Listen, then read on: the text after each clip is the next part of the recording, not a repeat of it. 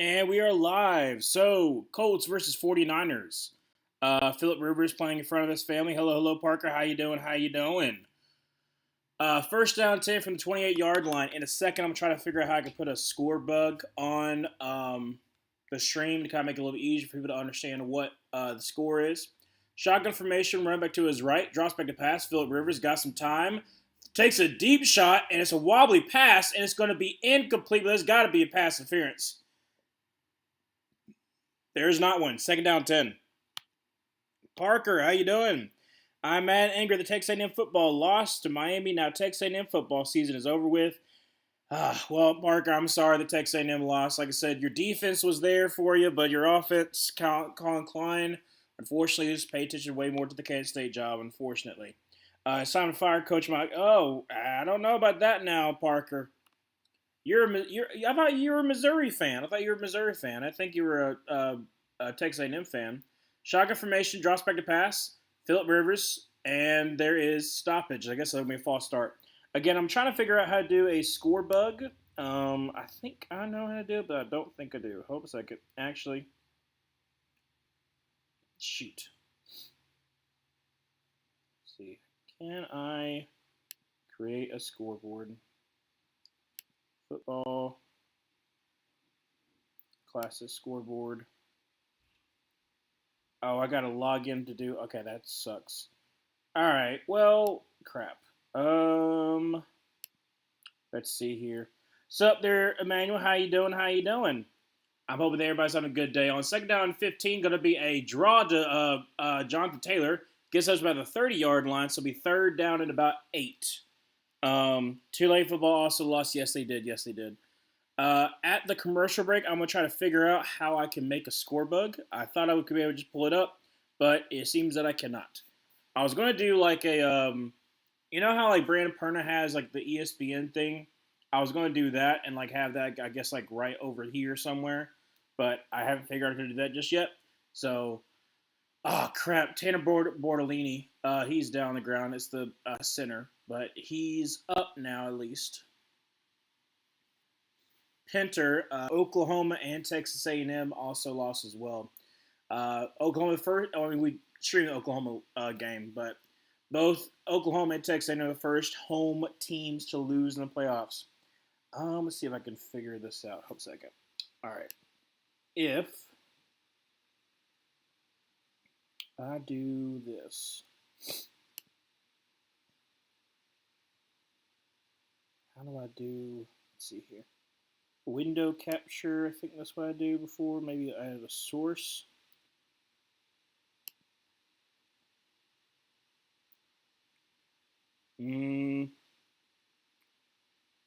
Share specific window, add source,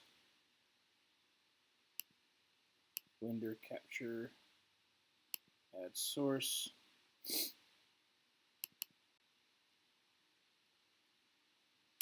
Select option.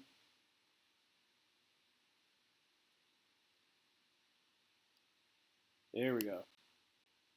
There we go. All right, let me clip this down. There we go. Is that good? Is everyone able to see that? Hopefully. Ooh. Is everyone able to see the scoreboard? I guess make sure I kind of keep myself over here. I think we got it. All right. Let me try to. Can I zoom in? Let's see if I can zoom in, maybe. No, can't zoom in. Crap. If I do. How do you zoom in again? Is it a control? No, that's not it. Dang it. It'll be fine. I'll work with it right now, and then I'll try to work around it. I'm making for a bad 49ers offensive game because I have to face CMC and Jawan Jennings, and I'm only at 42 points. Okay, so 42. Jawan Jennings might get 12, so you don't need a 30 piece by Christian McCaffrey. You might have a good shot. You might have a good chance. All right, Danny Pinter taking over. As Senator Tanner Bortolini going to be in the medical tent. Third down and 8. Shotgun formation, run back to his left. Well, Jonathan Taylor to his left. Gonna send Michael Pittman Jr. in motion, bunch to the right. Philip Rivers checking to the line. Drops back to pass. And so in the pocket, checks down as we call this Jonathan Taylor 40, 45, comes back inside, and slung down by the 49 to 50 yard line. First down and 10 for the Colts, and need that. Jonathan Taylor had a good game. Right now, I have a chance of winning my league, and I think Jonathan Taylor had a pretty decent day. How much is Mike Elko's buyout? Well, he just got paid there, Parker, so I have no idea. But like I said, they're not going to fire Mike Elko. I'm sorry. This is the best season that Texas A&M's ever had, so yeah, no, they're not going to fire him. Shotgun formation, running back to his right. Philip Rivers checking the line. And drops back to pass. He's got time. Throws a wide open. Good Lord. 40, 35 up to the 34-yard line. Why is Josh Downs so, there was, nobody within, 7 yards of him. Goodness gracious. Emmanuel. However, I wish the bad game to come from them playing bad only. No injuries, of course, no injuries. I rebuke it since I know some people take fantasy so far as to wish injuries. I think that's the stupidest thing too. I you never wish for anyone to get injured. That's ruining the livelihood of somebody else. I hate fans who are like that. Shotgun formation, running back to his left. Going to be a handoff, another draw play to Jonathan Taylor. Gets about 3. It's going to be second down 7. But is this working for everybody? Probably the other way. There we go, other way. Is that working for everybody? I should show the scorecard. I wish I could zoom in. Maybe I don't know. Like I said, I'll work on it later on, and maybe I could do something in the background. Shotgun formation. Gonna send Josh Downs in motion over to the right. Jonathan Taylor to his left. Philip Rivers checking the line. Got 10 seconds left to go on the play clock. Drops back a pass. Yep, got plenty of time. Takes a shot, and holy crap, why are you throwing that hospital pass? Try to get Tyler Warren in triple coverage, and there was no shot for him to have that. But it's gonna be third down 7. They're in field goal range, thankfully. But like I said, I think I picked the 49ers to win 20. I didn't mention it before. I picked the 49ers to win 24-17. I think it's gonna be a close game. I think the 49ers are gonna pull it out though. They have a lot more to play for. Technically, if the 49ers win out, then they get the first overall seed, which is kind of crazy to think about. And they have a shot at it. So they have the Bears and the Seahawks. So empty set, bunch to the right. Philip Rivers drops back a pass, and there's another flag thrown. Easy completion.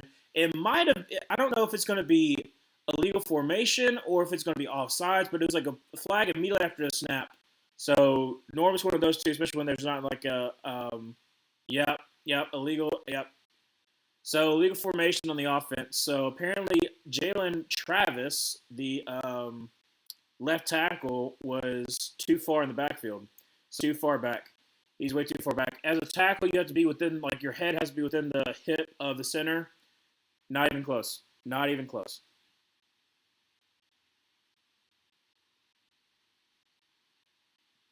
All right, so third down 12. Under 12 minutes left to go in the first quarter. Colts are driving, but like I said, it's going to be third down 12. Jonathan Taylor to his left. Going to send Josh Downs in motion over to the right. Going to make it a bunch formation to the right. Drops back a pass. Steps in the pocket. Is going to throw. That's going to be caught. Josh Downs gets the first down. Gain of 12. Great job there by Josh Downs. First down 10 about the 23? Yeah, about 23-yard line.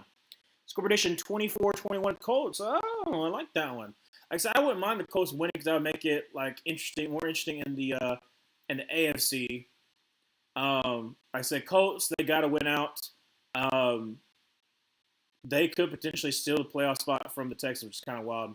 Going to be a screen pass to Tyler Warren. He gets up about the 20-yard line. So we gain about, maybe we'll say 21. Gain 2 yards there, second down, and 8. Like I said, Colts are 8-6. So, like I said, right now they're looking to there's still an outside chance, I think, for them to win division. I'm not sure. I think if they win out and the Jaguars lose out, which is not going to happen, they could maybe win the division. I'm not sure because I know they play the Jaguars next, and then they play the Texans. So they do have a tough road ahead of them. Second down 7, trips to the right, and that's going to be an easy offsides penalty. Good Lord. Takes a free play, throws for the end zone, and touchdown! And that is going to be Alex Pierce. And Phillip Rivers, in front of his family, all 12 kids there, sees their papa throw a touchdown to Alex Pierce. And the Colts take the early lead. 6-0 with 10:31 left to go in the first. They keep on panning to his kids. We just want to keep on mentioning that. All right, let me work on this a little bit more. Is there a way that I could have like this, like be blowed up a little bit more? Let's see here. Reset transformation. Group, no. Blending mode. Remember when the Colts were easily the first seed in the AFC? Pepperidge Farms remembers. Yes. And look, I know I don't know if I mentioned it on stream, but I talked to Luke about it a lot because, like I said, Luke is a huge Texans fan. I kept on trying to convince him. The Texans were 3-5 at that point in time. I kept on trying to convince him. I was like, look, the Texans have a chance. And I was like, you are crazy. And I was like, you're a little bit of an easier stretch of your schedule compared to the Colts, who are finally having to actually play people. Now, I did not think that Daniel Jones was going to get hurt, but I did know that the Colts were going through like their rough stretch of schedule, and I was like, I don't think they're going to be able to do that well. So I was like, I think that by week 17, you're looking at being like a game behind the Colts, and then like I said, once it gets to week 18, if you beat the Chargers, you're able to basically have a winner takes the AFC South. Now, it drastically changed for the Colts throughout the season, and then the Jaguars went on a little bit of a run, which I did not see that coming. Like I said, they like a lot of these first year head coaches are doing way more than like normal like first year head coaches. That's been like very nice to see. I mean, obviously, like I said, Mike Vrabel was my first year head coach, but like Ben Johnson, Liam Cohen, that kind of stuff. So it's been nice to see like both of them like take the world by storm in their first season. So, how the mighty have fallen exactly. All right, so how do I find out a way to make this look better? Can I find it? Can I find a way that it can be? I don't know. Like I said, I'm still trying to figure all this stuff out. I want to make it look actually good. This does not look good, but it actually has a score, so I'm going to use it. But I'm trying to see if I can like maybe like zoom it in. Let's see here. How to zoom in on a Mac. I look like an old person.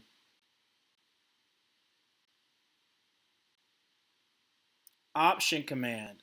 Not working. Option command. It's not working. Alright, well, it'll just be like that, I guess. And plus, it does show, like you said, the stats, so I guess that's fine. I guess it's fine. It'll just work. It'll be fine. Alright. Put that back. Makes it a little bit easier for me to be able to see. And get that sit right there. Put that thing back where we came from. So, Phillip Rivers, 5 for 7 for 73 yards in that TD. And that is a terrible punt, but it's returnable, actually. Up to the 10 to the 15, up to 20, 25, 30, and out about, well, not out of bounds, but pushed out of bounds about the 31-yard line. First out 10 for the 49ers.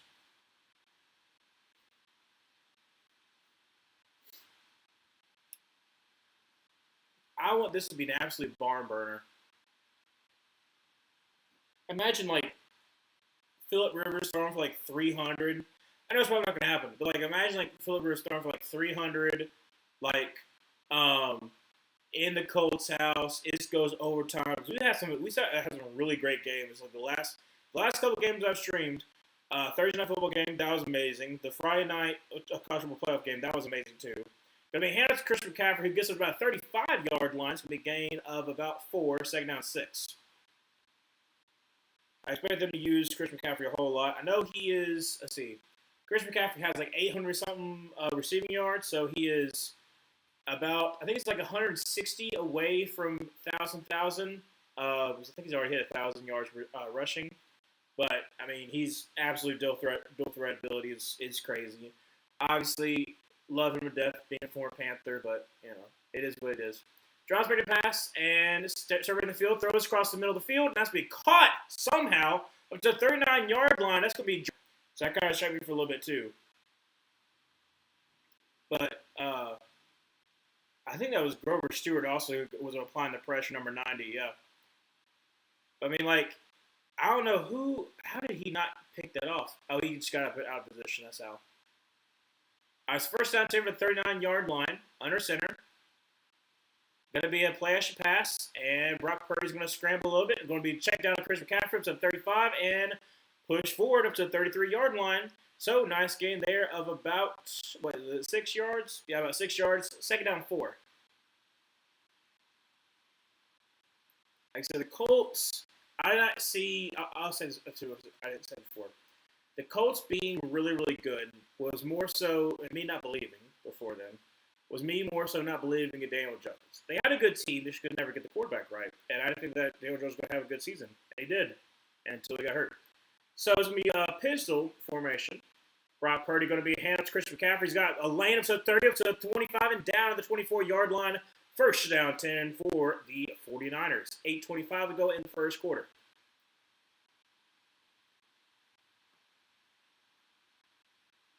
Ooh, very nice. Part of me wants the 49ers to be like the 5th seed. So the Panthers win. Then we got to face up against the 49ers. Because I feel like if we get a redo, we will beat the 49ers. I don't know why. I just feel like we can. We have the ability to. Going to be another handoff to Chris McCaffrey. Going to try to get the edge. Only gets about 2 yards there. Second down 8. They had 2 tight ends to the right. That's how they would get the edge there. But yeah, though, let's see here.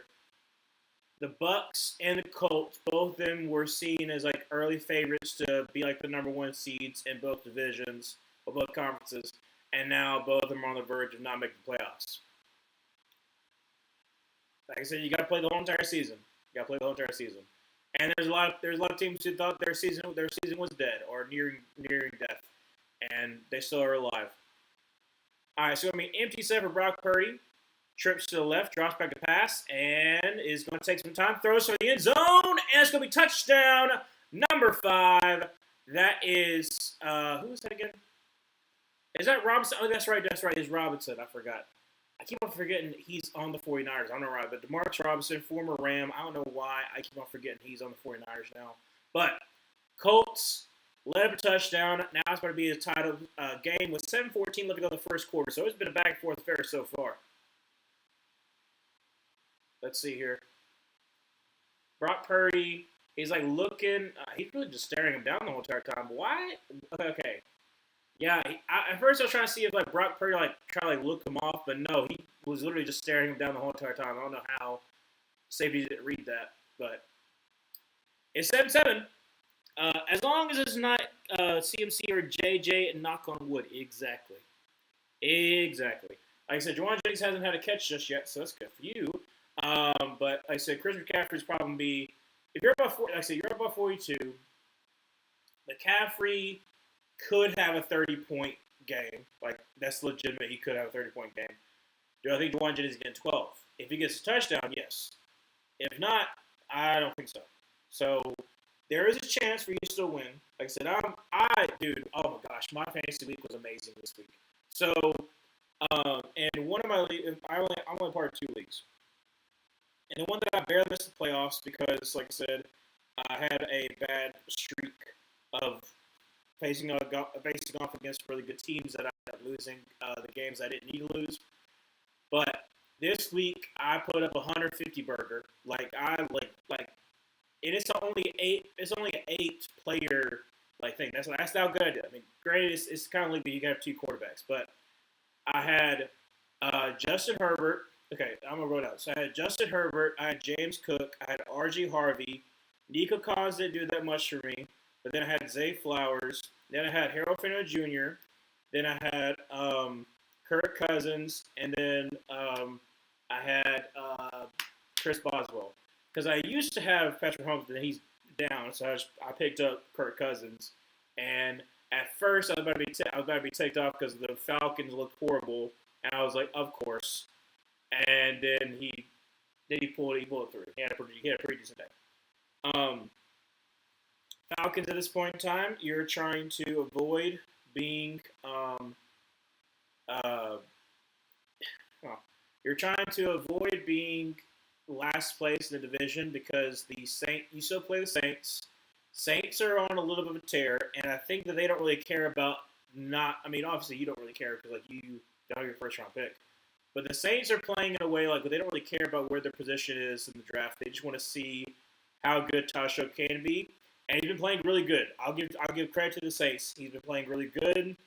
He's on the Panthers so far, which kind of sucks. But if the Saints actually have a good draft this upcoming season, they can compete for the division. I think they can still compete for the division no matter what. But like with a lot of the roster turnover that's about to happen because of either you can't play players or like you have a lot of people who are about to retire, like you got to be able to replace them with talent, like young talent. So if you have a good draft, and I like a 9 or so win team, holy crap, it's a fumble. Holy crap, it was a fumble, and it's recovered by the 49ers. It was a kickoff return. He fumbles it. I think he actually runs into his own player, and then he just fumbles it. So 49ers ball with at the 30-something yard line. Probably not even that. That's crap. Let's see here. Emmanuel. I'm going to be completely honest. I did not watch the game, but like 5 minutes. That sounds about right. I got a battered Aggie syndrome for the Falcons. I guess it was for a win from what the other fans are saying, but I don't care. Like, you went down to the Cardinals, which obviously not good, but then you were able to kind of like come back, so I think you're fine. So let me actually move over a little bit. I keep moving. I gotta move right here. Okay. So going to be a check down. That's going to be George Kittle gets the first down, gained about 12 yards there. First down 10 from about the 16-yard line. I got this now. I forgot that if I would go like this way, I'm going to be in the way of the scoreboard. So I'll be here. First down 10, 6:48 left to go in the first quarter. Still 7-7 all.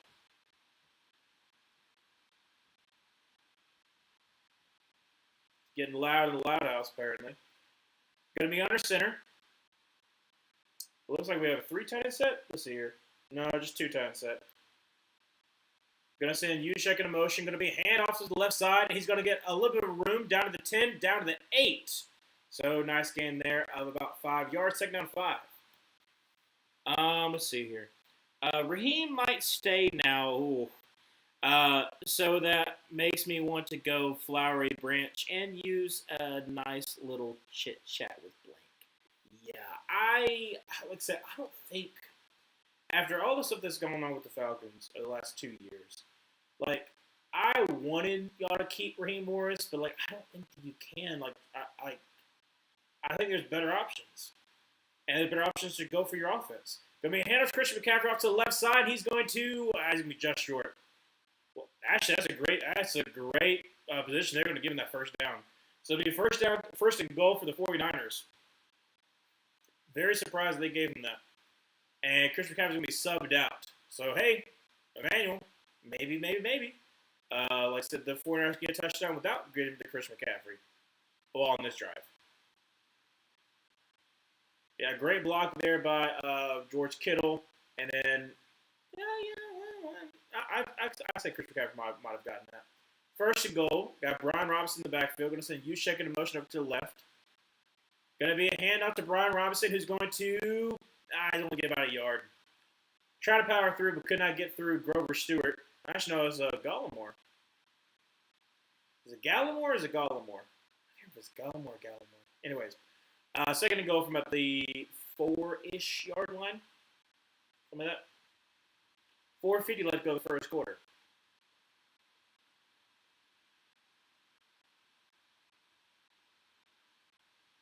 Is this showing an ad on the thing? Yes, it is. Good Lord.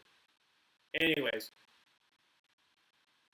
Going to be a timeout call by the 49ers. The second and goal. 4:33. 4:34 left to go in the first quarter. Why is it showing an ad? Good night. I don't want your stinking ad. There, we just get that. Let's get that right there. There we go. Goodness gracious. I guess they didn't like what they saw, but they also bring in Chris McCaffrey now. So, not great odds. Kyle Shanahan's 88 and 70. Obviously, like I said, he had that 2017 year, like his first year there was pretty bad, and there was like the 1 year where everybody got injured. Which one was that? Which one year was that? I can't remember which year that was, but there was one year where all of his team pretty much got injured and they like bottomed out horribly. Draws back a pass, and Brock Purdy's going to throw. This going to be a touchdown to Christian McCaffrey. 13-7 for the 49ers. 4:33 left to go in the first quarter. Like I said, it's probably going to happen there, Emmanuel, that Christian McCaffrey's going to have like a 30-burger. More than likely. So he has been crucial, very, very crucial for this 49ers squad.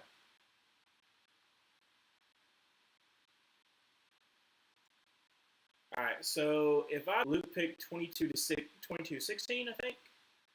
So I got more than him. And then Grant picked 28-27, which was a crazy one. But if it's a high-scoring game, it's going to go to Grant, depending on what Alex picked. I'm pretty sure he probably picked lower. But anyways, like I said, I made up some ground. I made up some ground in the pick'ems. I'm still only third, but if I get the score correct, I might get back to second.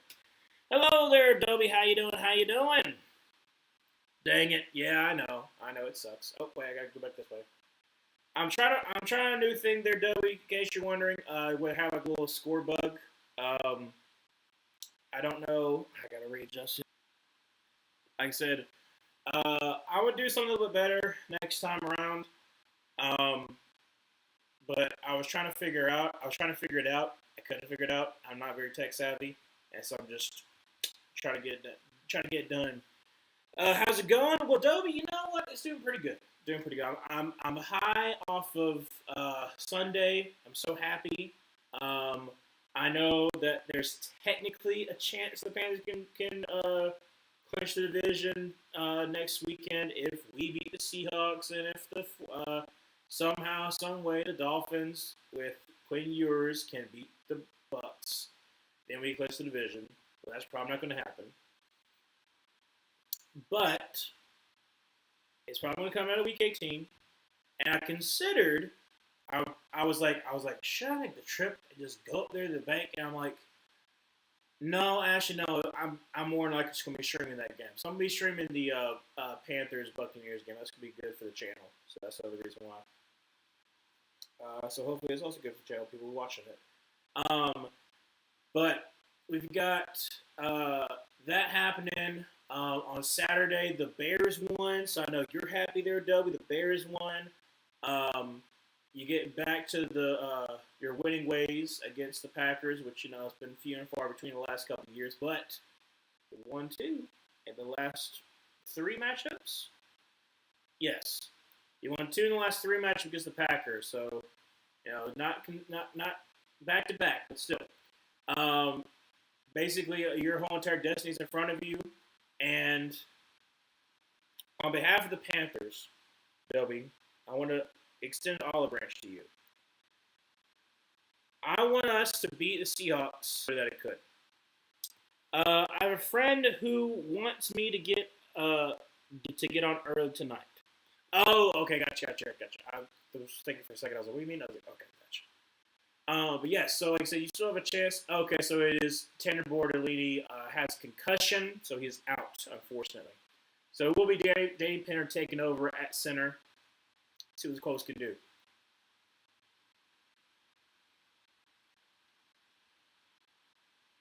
All right. From the 34-yard line, shotgun formation. Jonathan Taylor to his left.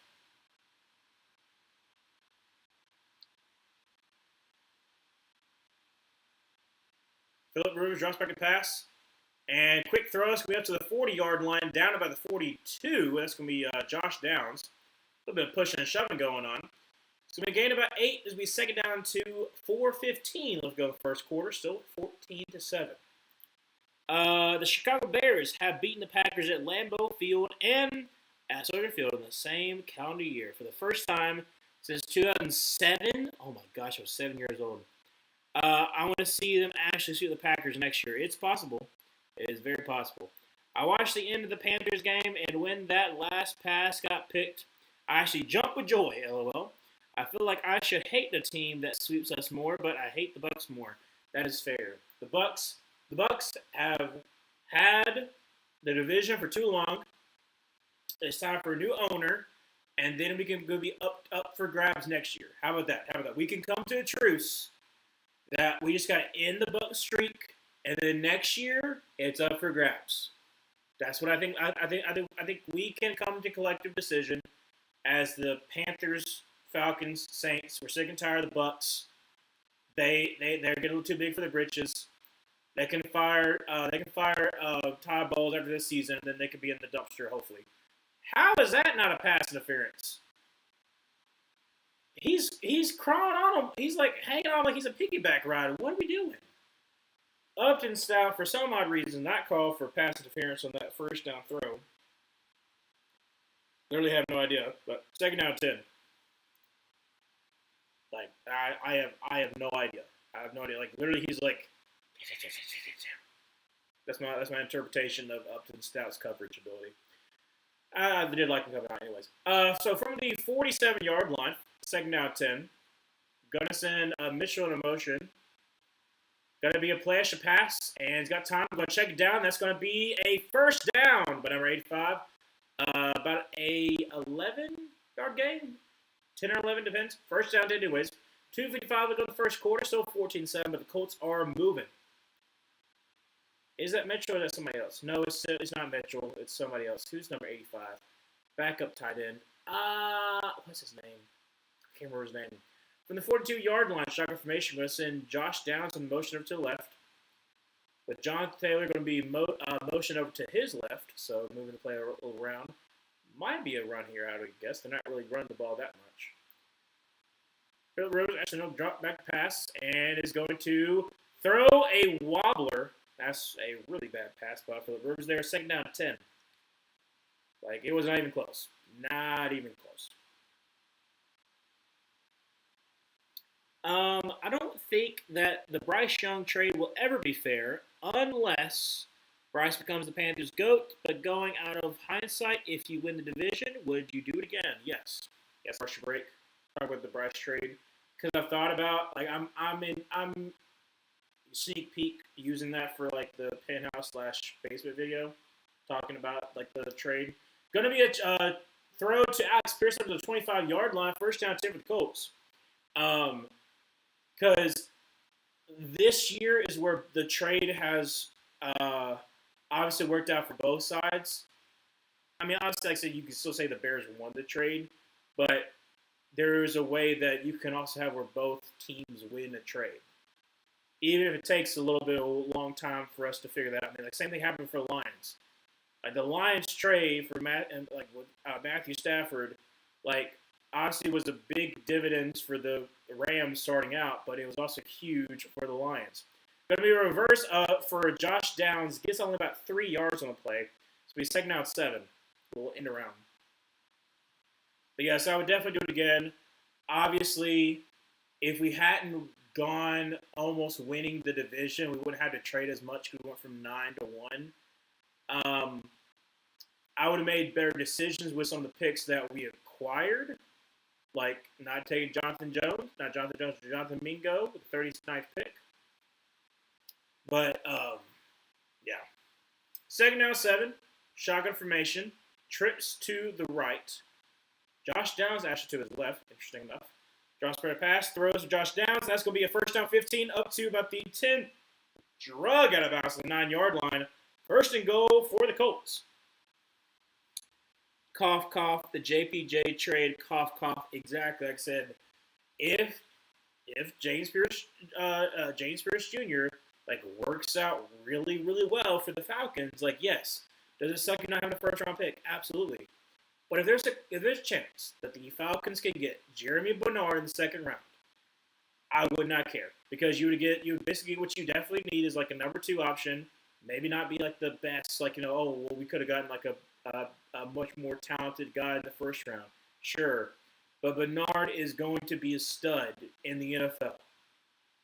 Like is a wide receiver class like top heavy like it has in the years past? No, but there are some wide receivers that are better suited in certain roles, especially being a number two option, and that is Jeremy Bernard. Could he be number one? Sure, he could be number one, but he's better suited as number two. And if you can have Bernard with Drake London, I would hate that as a Panthers fan, but it'd be amazing for y'all because you could still say, well, we got two edge rushers back-to-back years. Like I said, you can just move James Pierce Jr. over because he's been really good for y'all. Like you said, you finally got a pass rush for the first time since in about 10 years. The first pass rush you've ever had in 10 years. And we're hoping that we get a good pass rush because, good Lord, we have no kind of pass rush outside of Derek Brown and Nick Scorton. And this draft class is a Chick-fil-A ad. Good Lord. All right, no, it's not Chick-fil-A ad. It's something different. What in the world is this? Okay. All right, well, it's in the first quarter. That's kind of weird. Anyways, what's the saying? But yeah, like I said, talk about the Bryce Young trade. Obviously, like I said, there are some trades that were made when Scott Fitterer was the GM that were questionable. Because I've already made a video talking about the Brian Burns trade, but I can talk about McCaffrey. We could have traded Brian Burns for 2 first-round picks. And that's what everyone wanted to run with. But as I mentioned in my video, what does not get talked about enough is when were those first-round picks. If we had traded Brian Burns to the Rams, especially, like I said, especially when you have in the middle of the season that we're already doing bad. So you're looking to try to replace Brian Burns immediately. Well, guess what? None of those first-round picks, were in the upcoming draft.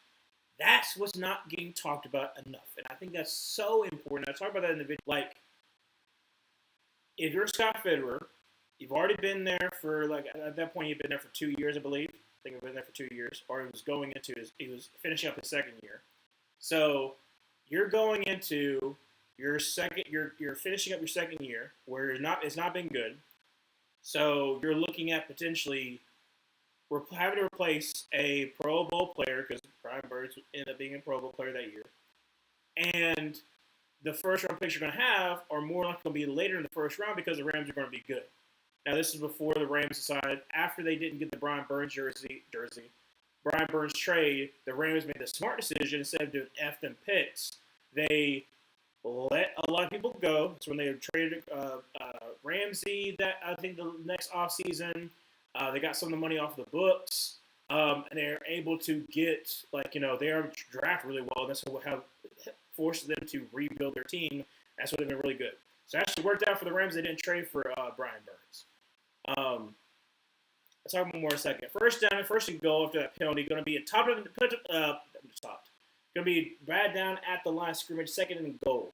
But yeah, like I said, that issue helped out the Rams in the long run. And then for Scott Fitterer's sake, when you decide that you are not going to trade him, then it's beneficial for you to start trying to think about a contract for Brian Burns. And they did. And then Scott Fitterer was fired after, like I said, the 2023 season.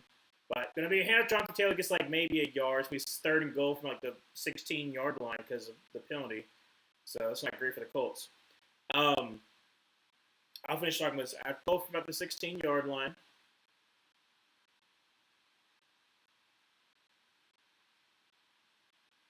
Shotgun formation with Taylor to his left. Philip Rivers drops back a pass and is going to throw for the end zone. Caught for his second touchdown, and that's Alex Pierce again. His second one. Holy crap. And the Colts are about to tie it up again.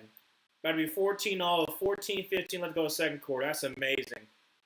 Back and it's a flag. It's got to be after the play though. That's a late flag. Yeah, pass interference on defense doesn't even matter. Pass. There we go. But yeah. So when we decided not to pay Brian Burns, that became an issue because he wanted to get paid more and more and more. Their position had better numbers than Brian Burns, was getting paid significantly less. And so that's the real reason why we decided not to pay him, because we would have paid $30 million for him. It's a good thing we didn't. And because we were able to rebuild our offensive line. But because he wanted to get paid $30 million and all that, his price went up. So you got to get paid. So his draft stock went down low, so we could only get a second round pick. We were going to get either we're going to get a late first from the Ravens or a early second. We got that from the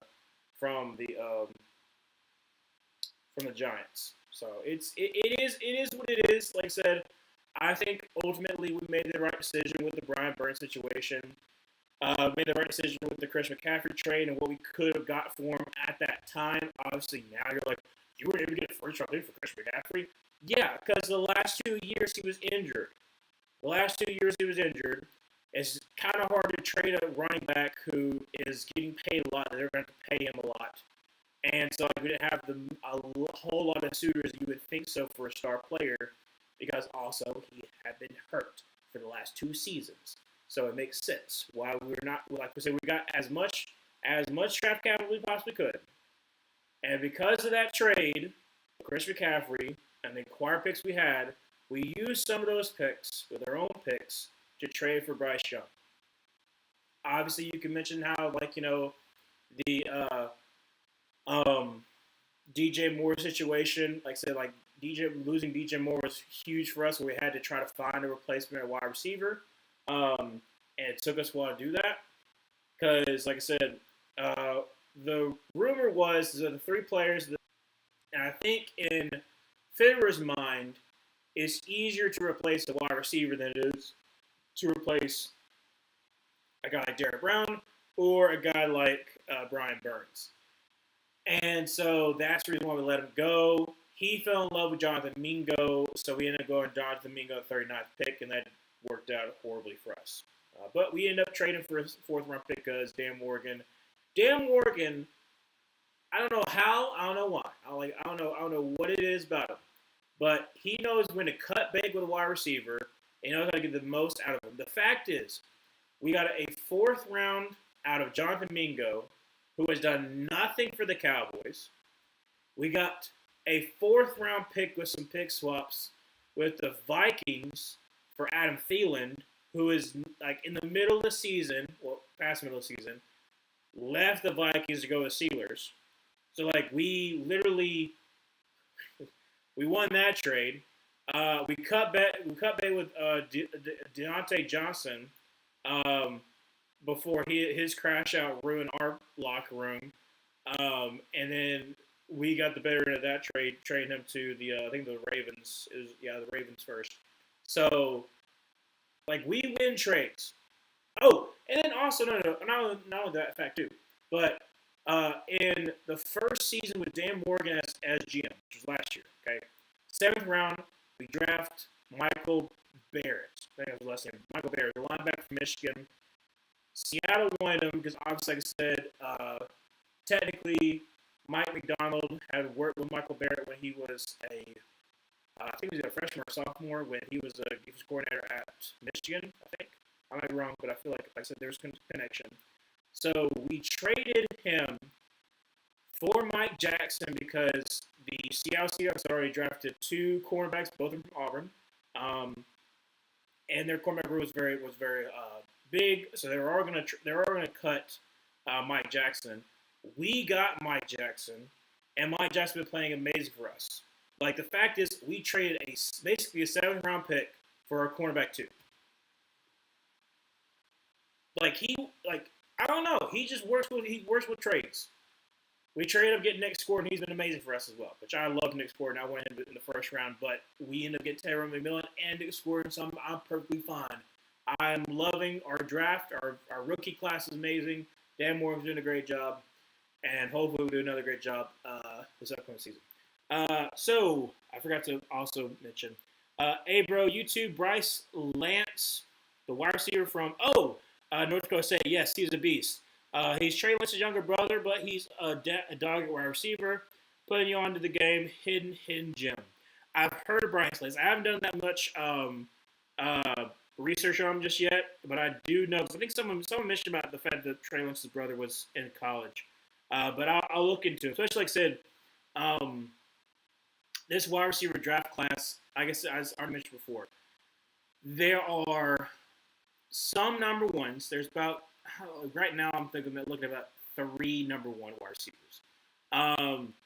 The rest are very much like they fit a certain role and they will work with certain players, like they'll work with certain teams. So I'll look in the list. I'll look for the list for sure. Parker, are you mad that Texas A&M football lost to Miami? I'm not mad.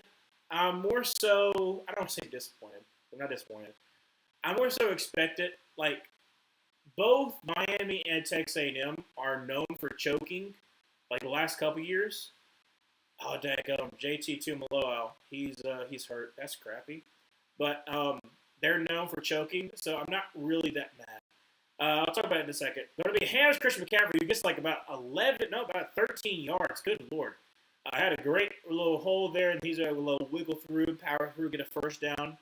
But yeah, Texas A&M and Miami the last couple of years have found a way to choke games away. Both defenses decided to show up, but neither one of the kickers decided to. And Texas A&M is Texas A&M. They're going to find a way to lose the games they desperately don't need to. So that's just the way that it's been. It's the way it's always been. There's a reason why Texas A&M has the battered Aggie syndrome, and the reason why they've always perpetually been 8-4. This is their best season. So, we talk about them getting rid of Mike Elko. It's not going to happen anytime soon because when they just signed him to the extension, and two, like I said, this is technically the best season they've had since, based on my research, 1998 or 1997. No, 1999. Which one was that one? I'm going through the BCS era teams, and so there was one year where Texas A&M won the Big 12. They were thinking they're 10 or 11 win season. All right, so second down 10. After that, incomplete pass from the 43, going to be a flash pass, and he's got all day to throw. It's going to be check down. That's going to be up to about the 45-yard line, and that's going to be Kendrick Bourne with the catch. First down 10 for the 49ers, 13-13. Let's go to the second quarter. Yeah, I'm not really mad that Texas A&M lost. It is what it is. Texas A&M, Miami's probably going to choke it to the Ohio State, even though they have a good chance of winning. Going to be is it a review? They stopped the play, so I guess they're going to be a review to check and make sure they caught the ball. Let's see here.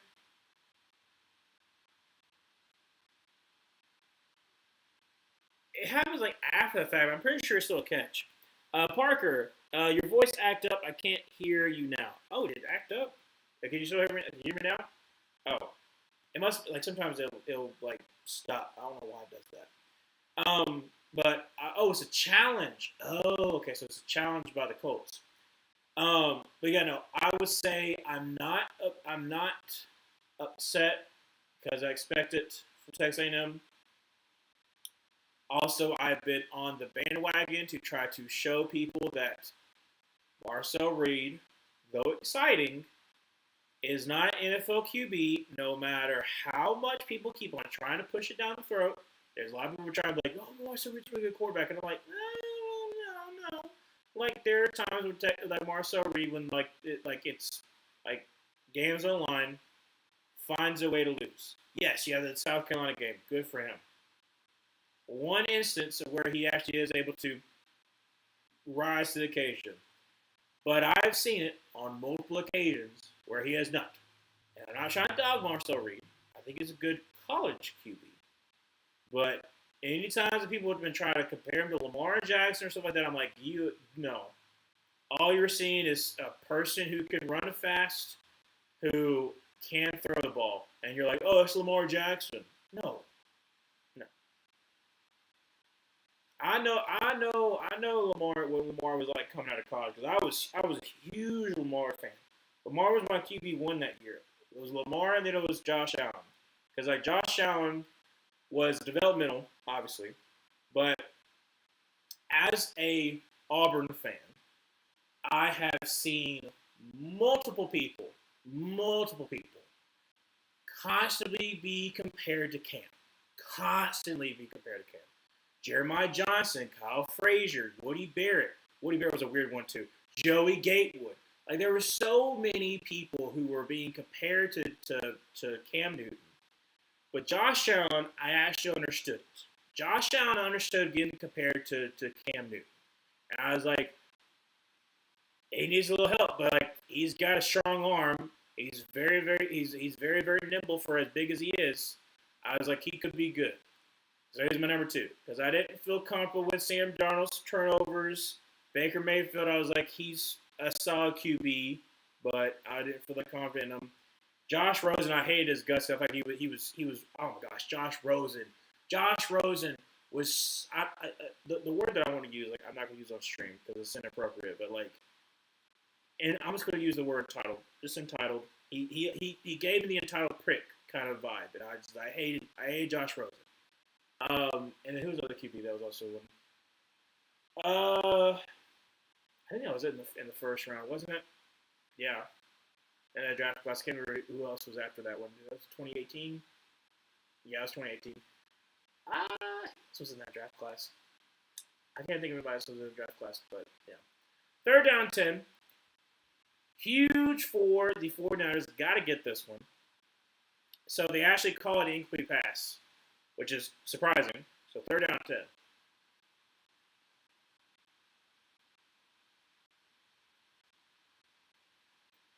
Ooh, excuse me. Parker, I'll share a question a little bit. I'll be able to look it up. 13-20 to go in the second quarter. Still 14-14. Why are we taking so long? Good Lord. So it's 3rd down 10. We're just showing Philip Rivers. We're doing a little spin around Philip Rivers here. And now going back around. Why are we doing? What are we doing? Anyways, 3rd down 10. Empty set for Brock Purdy. Going to send Christian McCaffrey into motion. Draws back a pass. And he's going to step in the pocket. He's going to scramble. He's going to try to get the first down. He might be just short. I think he's going to be just short. It'll be 4th and 1, I think.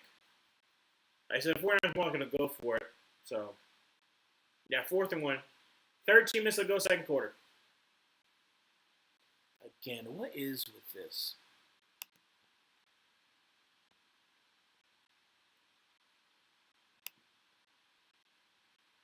There we go.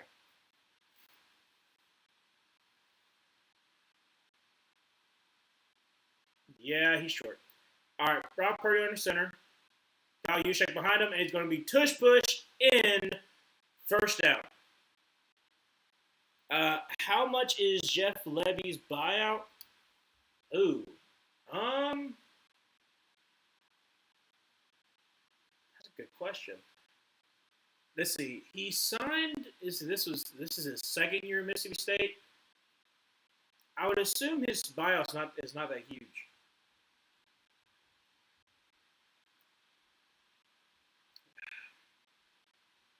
But Jeff Levy's not going to get fired at Mississippi State anytime soon. They know what school they are.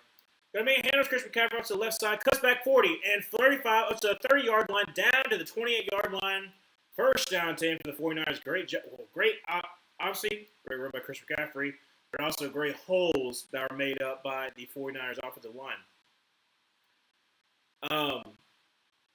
Like I said, Juszczyk is a lead blocker. I mean, just huge hole. Gonna be off to the right side, and he's gonna get nothing there. Maybe a yard. 2nd down 9.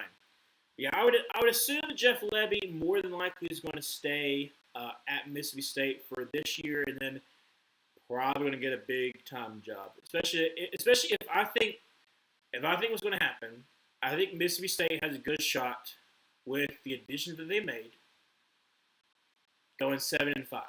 If you can go 7-5 Mississippi State with the amount of resources that you were given at Mississippi State, I think that's pretty good. I think that's pretty good. Second down 9, draws back to pass. Brock Purdy's going to check it down to Christian McCaffrey up to the 20 and gets the first down. Gains 10 up to the 17-yard line. First down 10 for the 49ers. 10:45 go second quarter. And Christian McCaffrey's going to just jog off the field. After having an amazing day, he's going to jog off the field. Emmanuel, who is the Niners kicker now? It is, interestingly enough, it is the former Panther, Eddie Pinheiro. Is he good? He has been good for the 49ers, yes. For a good little bit, he was perfect on the season. So he is good. Going to be hands to Brian Robinson. He's going to try the right side and gets about 5. Well, actually, no, he gets 6. Second down 4. I tell you what, Brian Robinson in high school was a beast. I played against him my sophomore year, his senior year. Hillcrest, Tuscaloosa, they absolutely whooped the dog mess out of us. But he was an absolute dog. Back then, he had dreads as well. Dog it and Hillcrest, Tuscaloosa. And then going to Bama. So, going to be a play action pass. Brock Purdy rolls up to his right. He's got plenty of time. Actually, run this one. Throws to the end zone, and it's going to be caught. And that is going to be, is that George Kittle? Yes, it is. George Kittle for the touchdown. 20-14. We are not even 9 minutes left to go second quarter. It's 9:36 left to go second quarter. And we're already at 20-14. This is going to be a high-scoring game, I feel like. All right. Do you like Zach Arnett? Zach Arnett. I'm trying to remember Zach Arnett.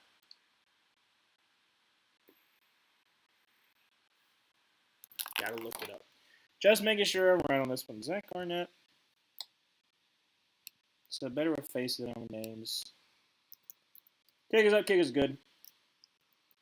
Zach Arnett. Oh. The defense coordinator. Okay. Yeah.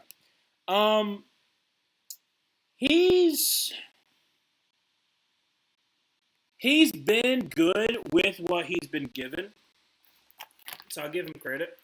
Them getting what's his name, Braylon Womack, the 5-star safety out of Mississippi, like him flipping from Auburn, unfortunately going to Mississippi State, that's gonna be huge for them. I know Mississippi State's unit last year was competitive, and then some injuries kind of puts them down a little bit. I just realized I'm sharing that screen. Whoopsie. Let's go back to where it was for. There we go. But I don't know. I think he's fine at his job. Obviously, like I said, you have like a little bit of a talent deficiency when you go to Mississippi State, especially how it's been the last couple of years. When Dan Mullen was there, you would constantly get really good talent, but overall your roster wasn't necessarily the best. But if you could have very talented players, maximize the potential of like others that you pick up as like 2 or 3 stars, then you could have good seasons like 2014. 2016 I think was a good year too. That 2010, oh my gosh. The 2010 Mississippi State defense, okay? 2010 Mississippi State defense. Darius Slay as prime Darius Slay, okay?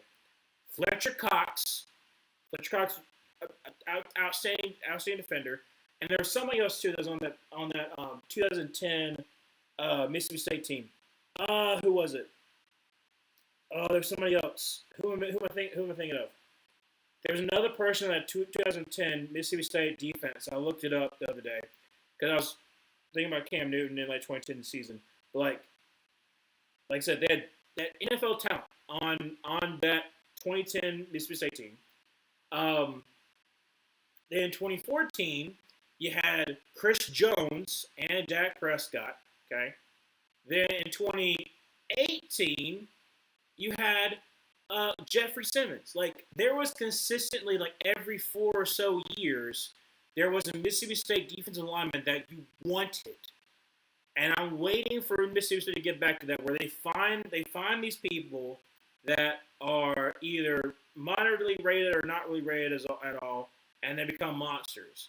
Because I've been waiting for it. Because usually, like I said, I'm really high on them. Like I was really high, obviously, on Fletcher Cox. I wanted Fletcher Cox so bad. The 2012 draft, we ended up going Luke Kuechly, which perfectly fine with me. Um, I wanted Chris Jones. We went with Vernon Butler. That ticked me off. Um, that was the last time that I was wrong about a first round pick by the Panthers until this last draft season, where I didn't think we were going to get Ted McMillan. We took Ted McMillan. And then in 2019, I didn't think we were in range to get Jeffrey Simmons. So I predicted we were going to get Brian Burns, because it would be the Brian Burns or Montez Sweat. So I thought we were going to get, and we ended up getting Brian Burns. So I was correct on that one. But Jeffrey Simmons is also a dog, Mississippi State, too, that 2018 year.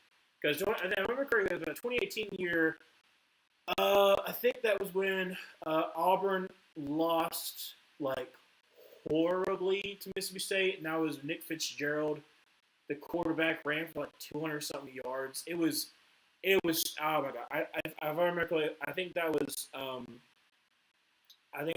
it was. I had to look up to make sure, but I'm pretty sure that was the game where I was like, I want to die. This was awful, losing to Mississippi State. Like, it was like we got shut out that game. It was horrible. From 20-yard line, checks down Jonathan Taylor up to 25, shakes and bakes, gets about 5 yards. So second down and 5. I'm gonna check in a second if I'm correct about that. 2018 Mississippi State, Nick Fitzgerald, QB. Garrison was a QB. I think Jartavius, but Booby Whitlow was the running back, I think. So second down 4. Actually, want to give them 6 yards there. Second down 4. They are actually like 164 of 164. They're tied for yards right now. Shotgun formation. Run back to his left. Trips to the left. Rivers checking to the line. And going to be a play action pass. And it's going to step in the pocket. It's going to get sacked back at the 18. That's the first time the Rivers actually been touched. And is that who I think it is? Number 99. Is that shoot, of Indiana? Is that who I think it is? Yes, it is. It's C.J. West from Indiana, the rookie, getting the sack. Speaking of college playoff in Indiana, but C.J. West, dude, oh my gosh. C.J. West is the interior of this defensive line. Third down 12, drops ready to pass. Philip Rivers sidesteps, is trying to run. He's going to check it down up to the 25, and he's going to get, he's going to be short. So we 4th and 2. 4th and 2 to the 28-yard line. Michael Pittman tried to get the first down, but does come up short. 4th down and 2. So it's 21-14, 7:40. Let's go second quarter. Got to punt this ball away. Hello there, Zoe. How you doing? How you doing? How you doing? I'm trying a new thing with like this. Point at it. There we go. This little score bug thing. I'm gonna make it better for the other times I'll be streaming. I'll have some time to kind of work on it, because, like I said, I won't be able to stream obviously Christmas with the family, and then I'll be traveling Saturday and Sunday, so I won't be able to stream. But I will be back for next Monday, which is, what is the next Monday night football game? I can't think of my head. Next Monday night football game. I mean, they'll talk about it in a second. But yeah. All right. So let me look and see. You'll be able to see me looking for it, because it does it. Let's see. 2018 Mississippi State versus Auburn.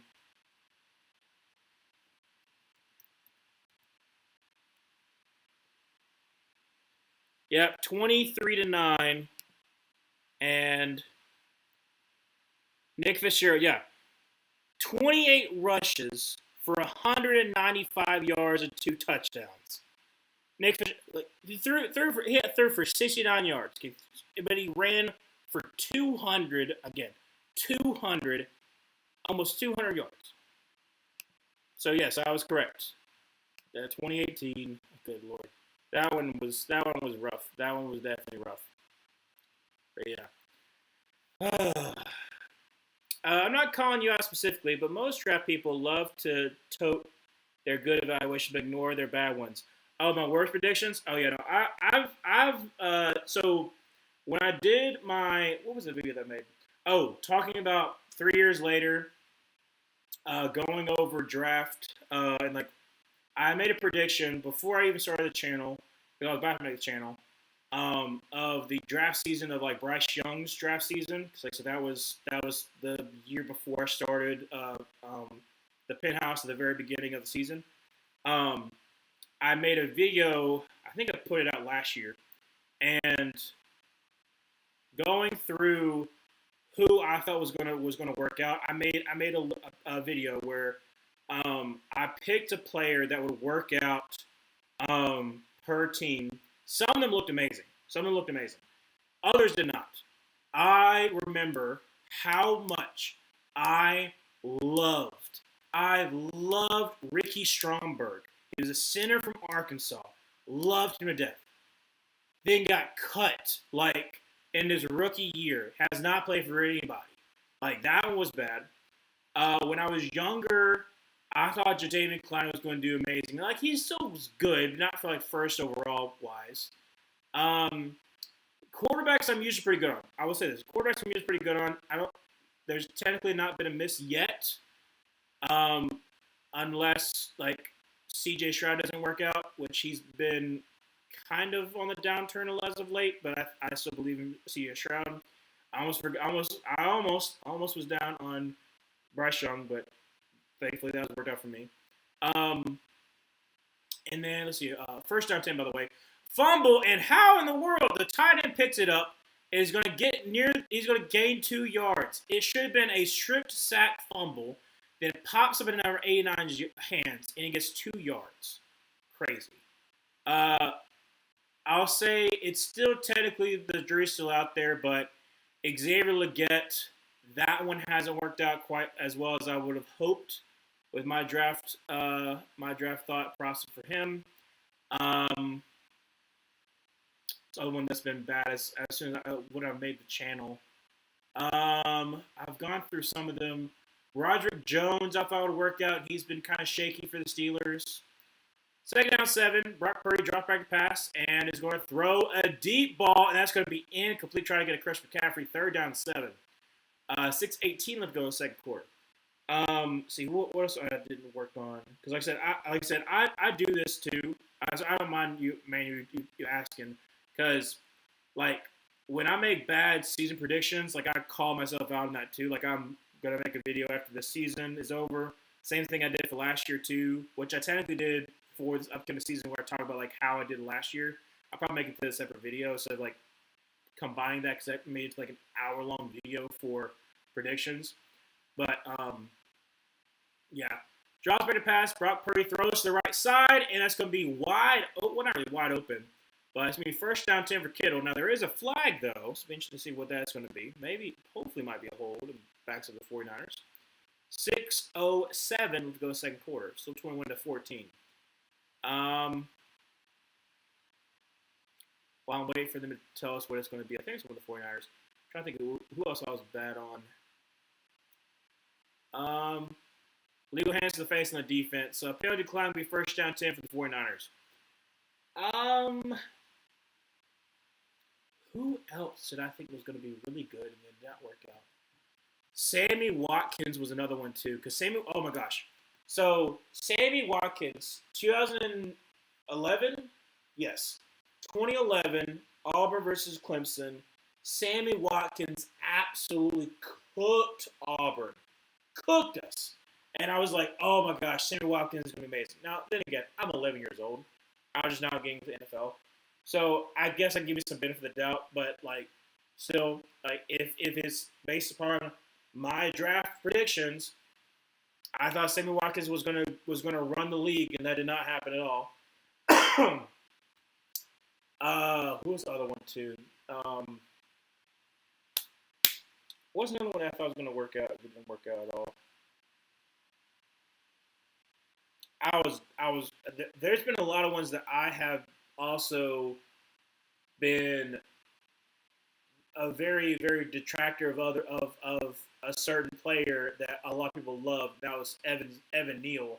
I remember how much people like Evan Neal was like going to be like the top guy. He was like the top tackle, and I was like, if you watch that Iron Bowl, like Derek Hall worked Evan Neal, worked him, and I was like, Evan Neal cannot handle any kind of speed rusher. Anybody can get some bend. He can't do it. I was like, he can be moved to the inside maybe, and he was awful, awful for the Giants. Been awful for the Giants. So that one was one that a lot of people like were hyped up on, and I was right on. So there have been some that I've been right on. Um, like I said, I won't go too more into details. I'm trying to call the game, but yes, Emmanuel, there will be a. I'm probably gonna make a video talking about like the ones that I've been wronged on. But if you look at, I'm pretty sure I made a video, Manuel, like probably 8 or so months ago. There were draft class I thought would be guaranteed to work, and some look amazing for other reasons that maybe not like what I thought initially, but it worked out that way. And some of them have been awful. Throw to George Kittle is going to be the first down to the 21-yard line. First down 10 for the 49ers, and George Kittle is getting a lot of work right now. Oh, I forgot to answer some other ones. Mine was a free agent, but I was begging for Justin Fields in the 2023 offseason and really thought he should be our franchise QB. Well, you dodged a bullet.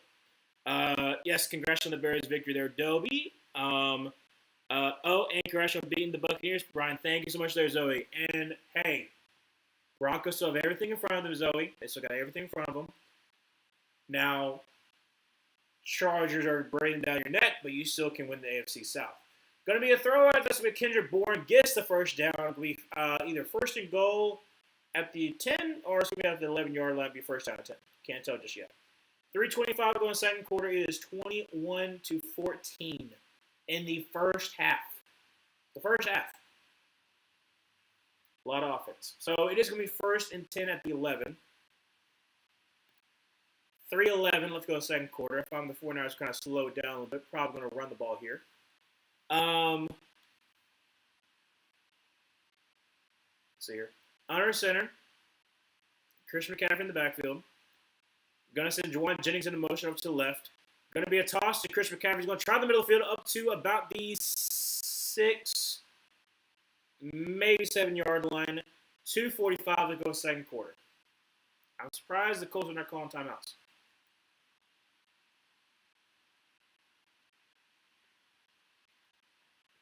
Why are they showing him doing the celebration? That's kind of weird. He's making it rain. Why are we showing that? Like maybe they were commenting that it was bad. I don't know. They shouldn't be showing making it rain to kids. Think about the children. Shotgun formation, drops back to pass. Going to be checked down to Chris McCaffrey, who is going to great tackle there, but number 43. At the line of scrimmage, be third down and 5. Going to approach the 2-minute warning.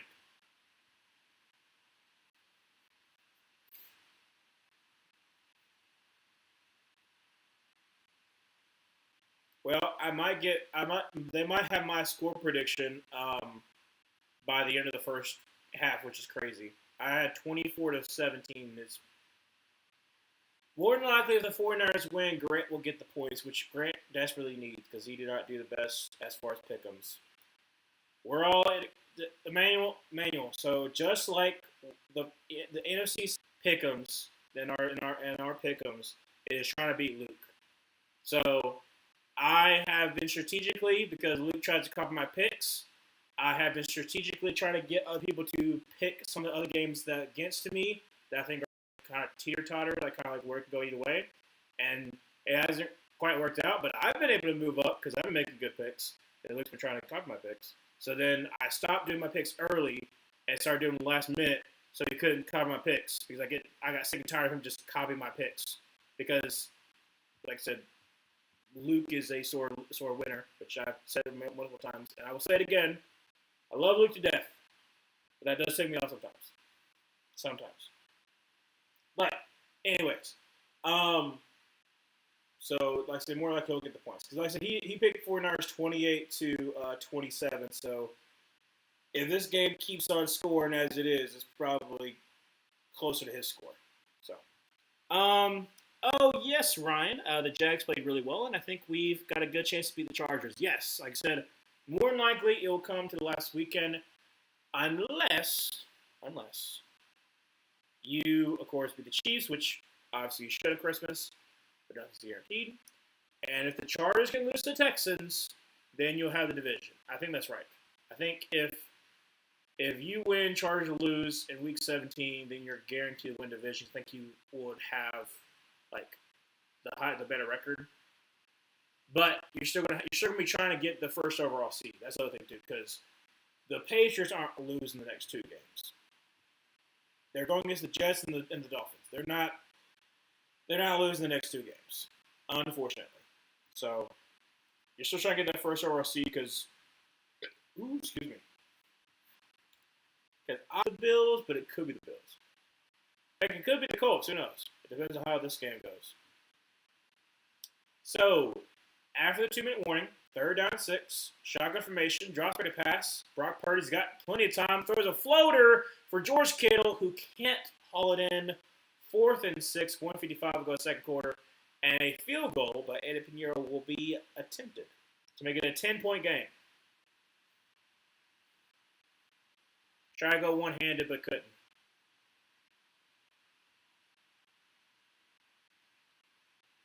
I mean, he almost got it, though.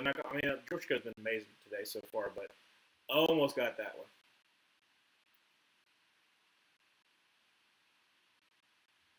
All right, Ed Pinheiro with a 25-yard field goal attempt. And kick is up. Kick is good. So, they do not start off the ball in the second half. So this is a very, very important drive for them. Got to get some kind of points. Obviously, want a touchdown, make it a 3-point game, but a field goal will be just as good. Just make it a one-possession game that hopefully you can come out swinging in the second half. But Ruiz actually been playing really good. Like I said, he can't move, which is something we already knew was going to happen. But the offensive line's done a really good job. Granted, I will give some caveats. 49ers pass rush is not very good. 49ers pass rush is almost as bad as the Panthers, and we are bad. We are very, very bad. So I'll give some leniency there, where it's like Colts are doing a good job protecting, but then again, it's like who you really going against.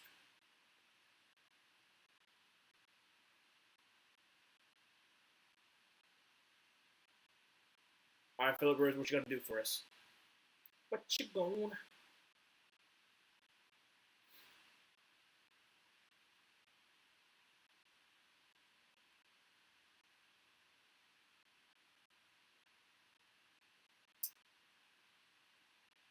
Kick goes away, and it's gonna be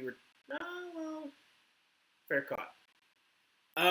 Dobie, I'm sorry about the loss of Jaguars. They look like a tough team. Yes, they definitely do. There's a chance you guys see them again in the playoffs, just like we might see the Packers again in the playoffs. Yes. With the Jaguars, if they beat the Colts, then they're pretty much guaranteed to win the division. And so, like I said, they'll probably be either the 2nd or 3rd seed. Unless like a total collapse, they're not going to be the 1st seed. And so the Broncos could, theoretically, play them if the Broncos are the 2nd seed. Now, if the Broncos are the 1st seed, they won't see the Jaguars until maybe the AFC Championship game, if they make the AFC Championship game. So the answer is that. From the 35-yard line, shotgun formation, Jonathan Taylor to his left, drops back a pass, and it's taking a deep shot. It's a wobbler, but it is incomplete. Josh Downs. You know what? I'll say this. Philip Rivers loves him some Josh Downs. You can tell. He just loves him some Josh Downs. Because he can try to get him involved. But, yeah, like I said, the Packers, it would be like if the Packers are the 7th seed and the Bears are 2nd seed, which could more than likely happen. But let me tell you a little more about Lance. I was in a Falcons fan channel. He does really good videos on the film breakdowns. Okay, gotcha. He got told by a viewer about Lance, and he watched the highlights, and he said Lance is the new draft crush. Basically me with Jalen Walker last year, if you remember. Well, I do remember. And you remember I also had a crush on Giants that I desperately wanted the Panthers to get, and then they didn't go to the Falcons. So that's what happened, unfortunately. Probably going to happen this year, too. I'm going to fall in love with the prospect, and then I'm not going to get him, somebody else in the NFC South, because like it happens with the Bucks, it happens with the Falcons and the Saints. Hasn't been with the Saints for quite some time. They've been really bad at drafting, but in the last couple of years. But yeah, it usually happens with the Falcons or the Buccaneers, and it stinks every single time it happens. Philip Rivers drops back a pass, throws off his back foot, and that's going to be popped up in the air, incomplete. Try to get to Alex Pierce. However, there was a flag, and I believe it's going to be pass interference. Alex Pierce thinks so. But I would definitely look up Lance. I haven't looked at his highlights just yet. I've heard about him. Because like I said, I can't remember if it was Luke that talked about him. No. It's like I've not been paying attention to FCS just yet. FCS, I usually get to later on. Like I don't usually look at them first. Like I said, I'm usually looking at like SEC, Big 10, Big 12, ACC usually first. Maybe some of the other games that I watched, like I'll be like, oh, this person jumping. Who's this person? I'll look at them and I'll try to watch them another game. But for the most part, like in season is who I usually watch. From the 41-yard line, first down to that pass interference call, drops back a pass, gets pressure, throws to the right side. It's caught Josh Downs 30 up to the 26-yard line, out of bounds. First down 10 for the Colts. 53 seconds left to go. Like I said, he started Josh Downs. Josh Downs has been his favorite. It's been his little love child. I don't like the way I said that. He loves him to death. He's like his little child because he has a lot of them, and he wants to feed his child. He wants to feed his child. Looks at Phil Rivers got a lot of them. He wants to feed his children. He's feeding right now his beautiful baby boy Josh Downs. Thanks, Dobie, but I think we'll do better if we face him in the second time. Probably so. It's very hard to beat a team twice. It'd be very nice to see your Bears beat the Packers on the playoffs, though. That would be amazing, and not really rectify for 2010, but it would definitely help. Going to be a handoff, and that's going to be to Jonathan Taylor, who gets about 4, second out 6. 47, 46, 45. Plus of all 3 timeouts, by the way. I know others have said it before, and I don't mean this in a mean way, but the Broncos need a kick in the teeth to get realigned back on track. It's good to have it now and not in playoffs. Exactly. Also, you don't want to have 15 wins. So if the Broncos better you not have 15 wins, because 50 win curse. Speaking from a Panthers fan, it's just a curse. Eagles also had that too. They were 15 wins and they lost. So the false starter number 71, Glenn Claves. So unfortunate. If you face them in the playoffs, I think you win. It's very hard to be a team twice in a row. Yes, like I said, it's very, very hard. Hard in college and also hard in the NFL. That's the reason why you had a lot of splits for divisions. All right, so the Colts had called timeout to avoid the 10-second runoff. It is 32 seconds left to go in the second quarter. Second down and 12. Philip Rivers in shotgun formation with Jonathan Taylor to his right.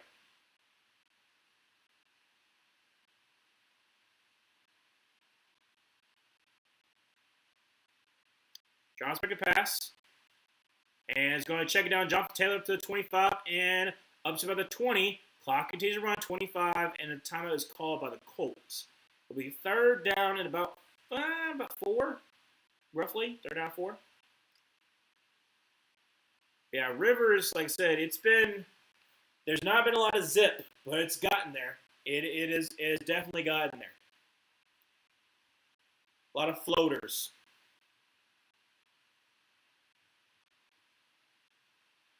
And I will say this, there's also been some ducks. There's been some absolute ducks, but it's worked so far.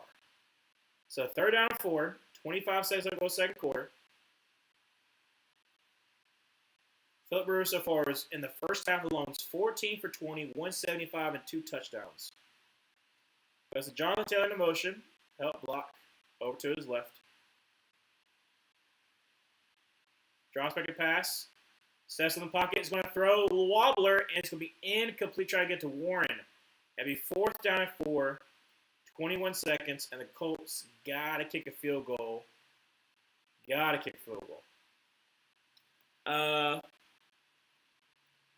it's definitely better to have the loss now rather than later. Because you can get overconfident. You can definitely get overconfident. He was hoping that Ty Warner would basically kind of like go over, but it did not happen. So it's 39-yard field goal attempt. Basically, make it a one-possession game. Kick is up, kick is good.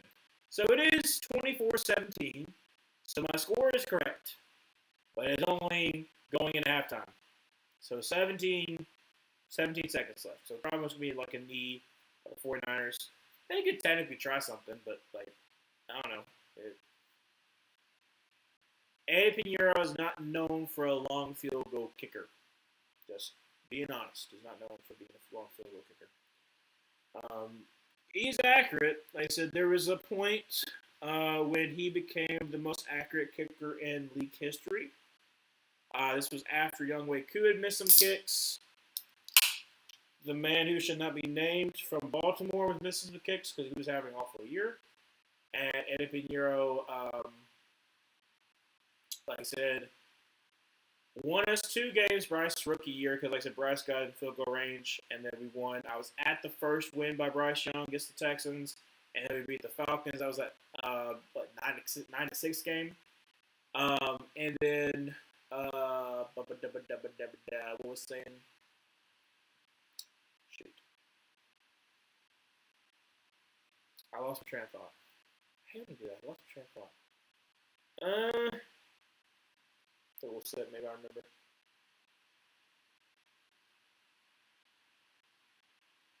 Eddie Pinheiro.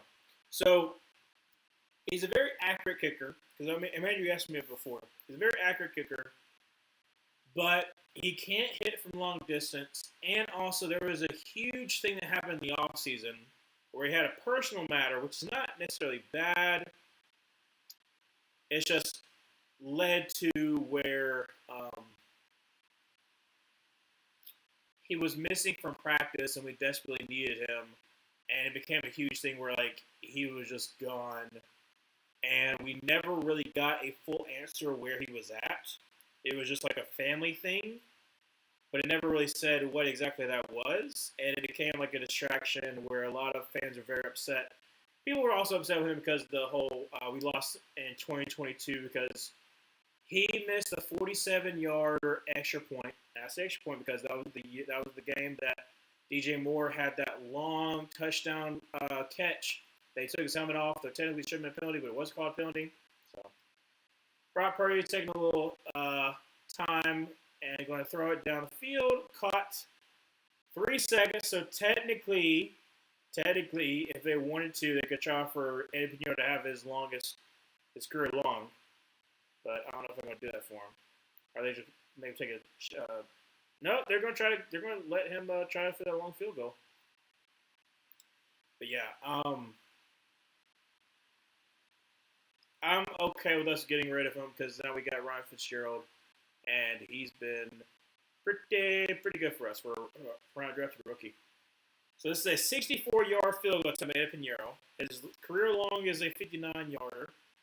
Okay, so I don't think he has the leg for it. Let's see. Kick is up. Kick is does it have the distance? It bounces off of the crossbar. It was oh so close. It hit the crossbar, and it was like, no. Hit the crossbar? No. That's crazy. Yeah, it literally just, I mean, oh my gosh. If it's like even half a yard, if it's a 63-yard field goal, he makes it. If it's a 63-yard field goal, he makes it. That's what's crazy. Like, it literally hit, like, right there and bounced. It's gone. Ooh, goodness. 24-17 the first half alone is crazy. I mean, that's what we asked for, though. We technically asked for it, so we ask and we shall receive, and that is, we're asking for good football, and we're getting a lot of score football. So we're having a great time. That would be amazing if he had actually gotten it, though. Boom. Just bounces off.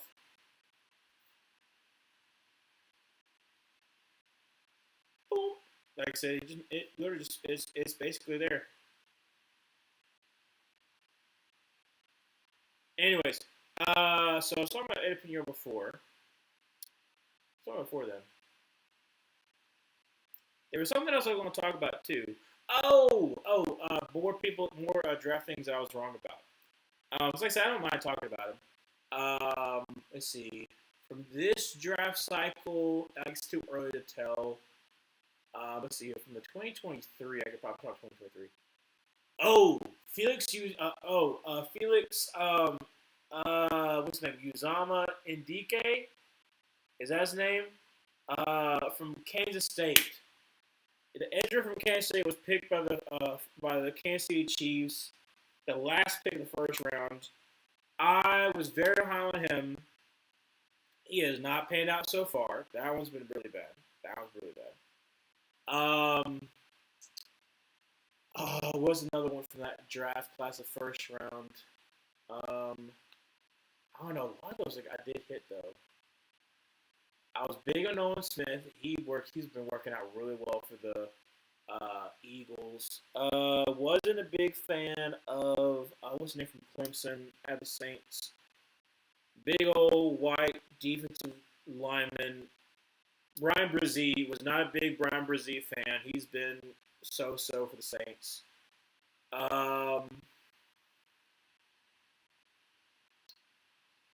What's another one that I was?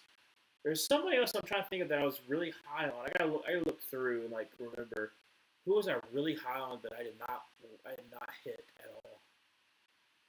I said talk about Ricky Stromberg. That one was a bad one because he didn't even make it like on the roster.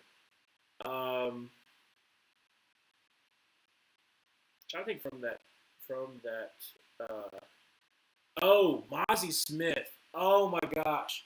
I thought Mozzie Smith was going to be a really good run defender for the Cowboys, and he's been everything but that. That one has been one that I've been off on. I've been off on the Mozzie Smith. I saw him in Michigan. I was like, he's got great natural leverage. He's a great run defender. Is he going to give you the pass rush? No, but you don't need that. All you need is good run defender. And no, he is no.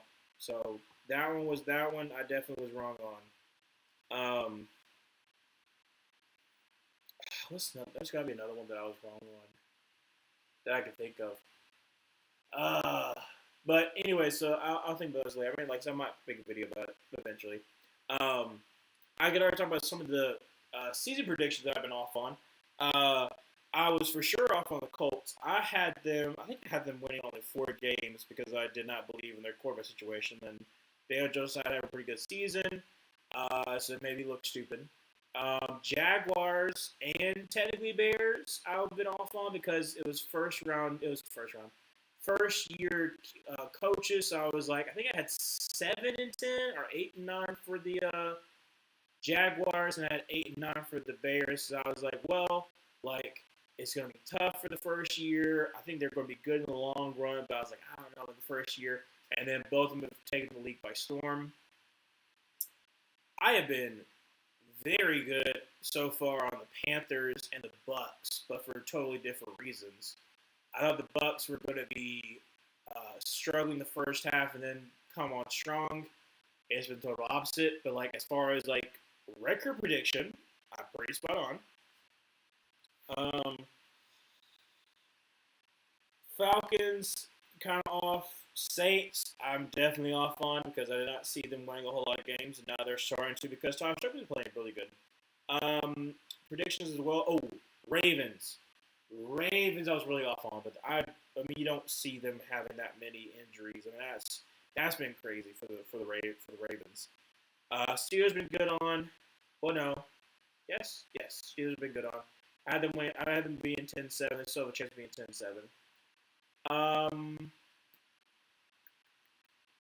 What else?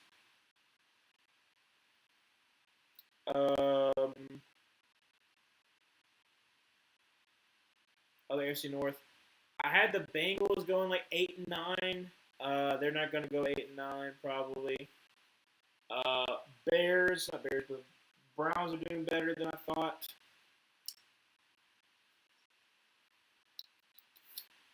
Who's another one? Oh, the Raiders. Oh my gosh, I thought the Raiders were going to be like 7-10. I was going to be optimistic. I was like, well, Geno Smith did well without a really good offensive line in Seattle, so I was like, he's without a really good offensive line in the Raiders with a talented running back. So I'm like, with Brock Purdy, who knows? Maybe the Raiders can actually make some interesting games. And no, it's been horrible. It's been absolutely horrible.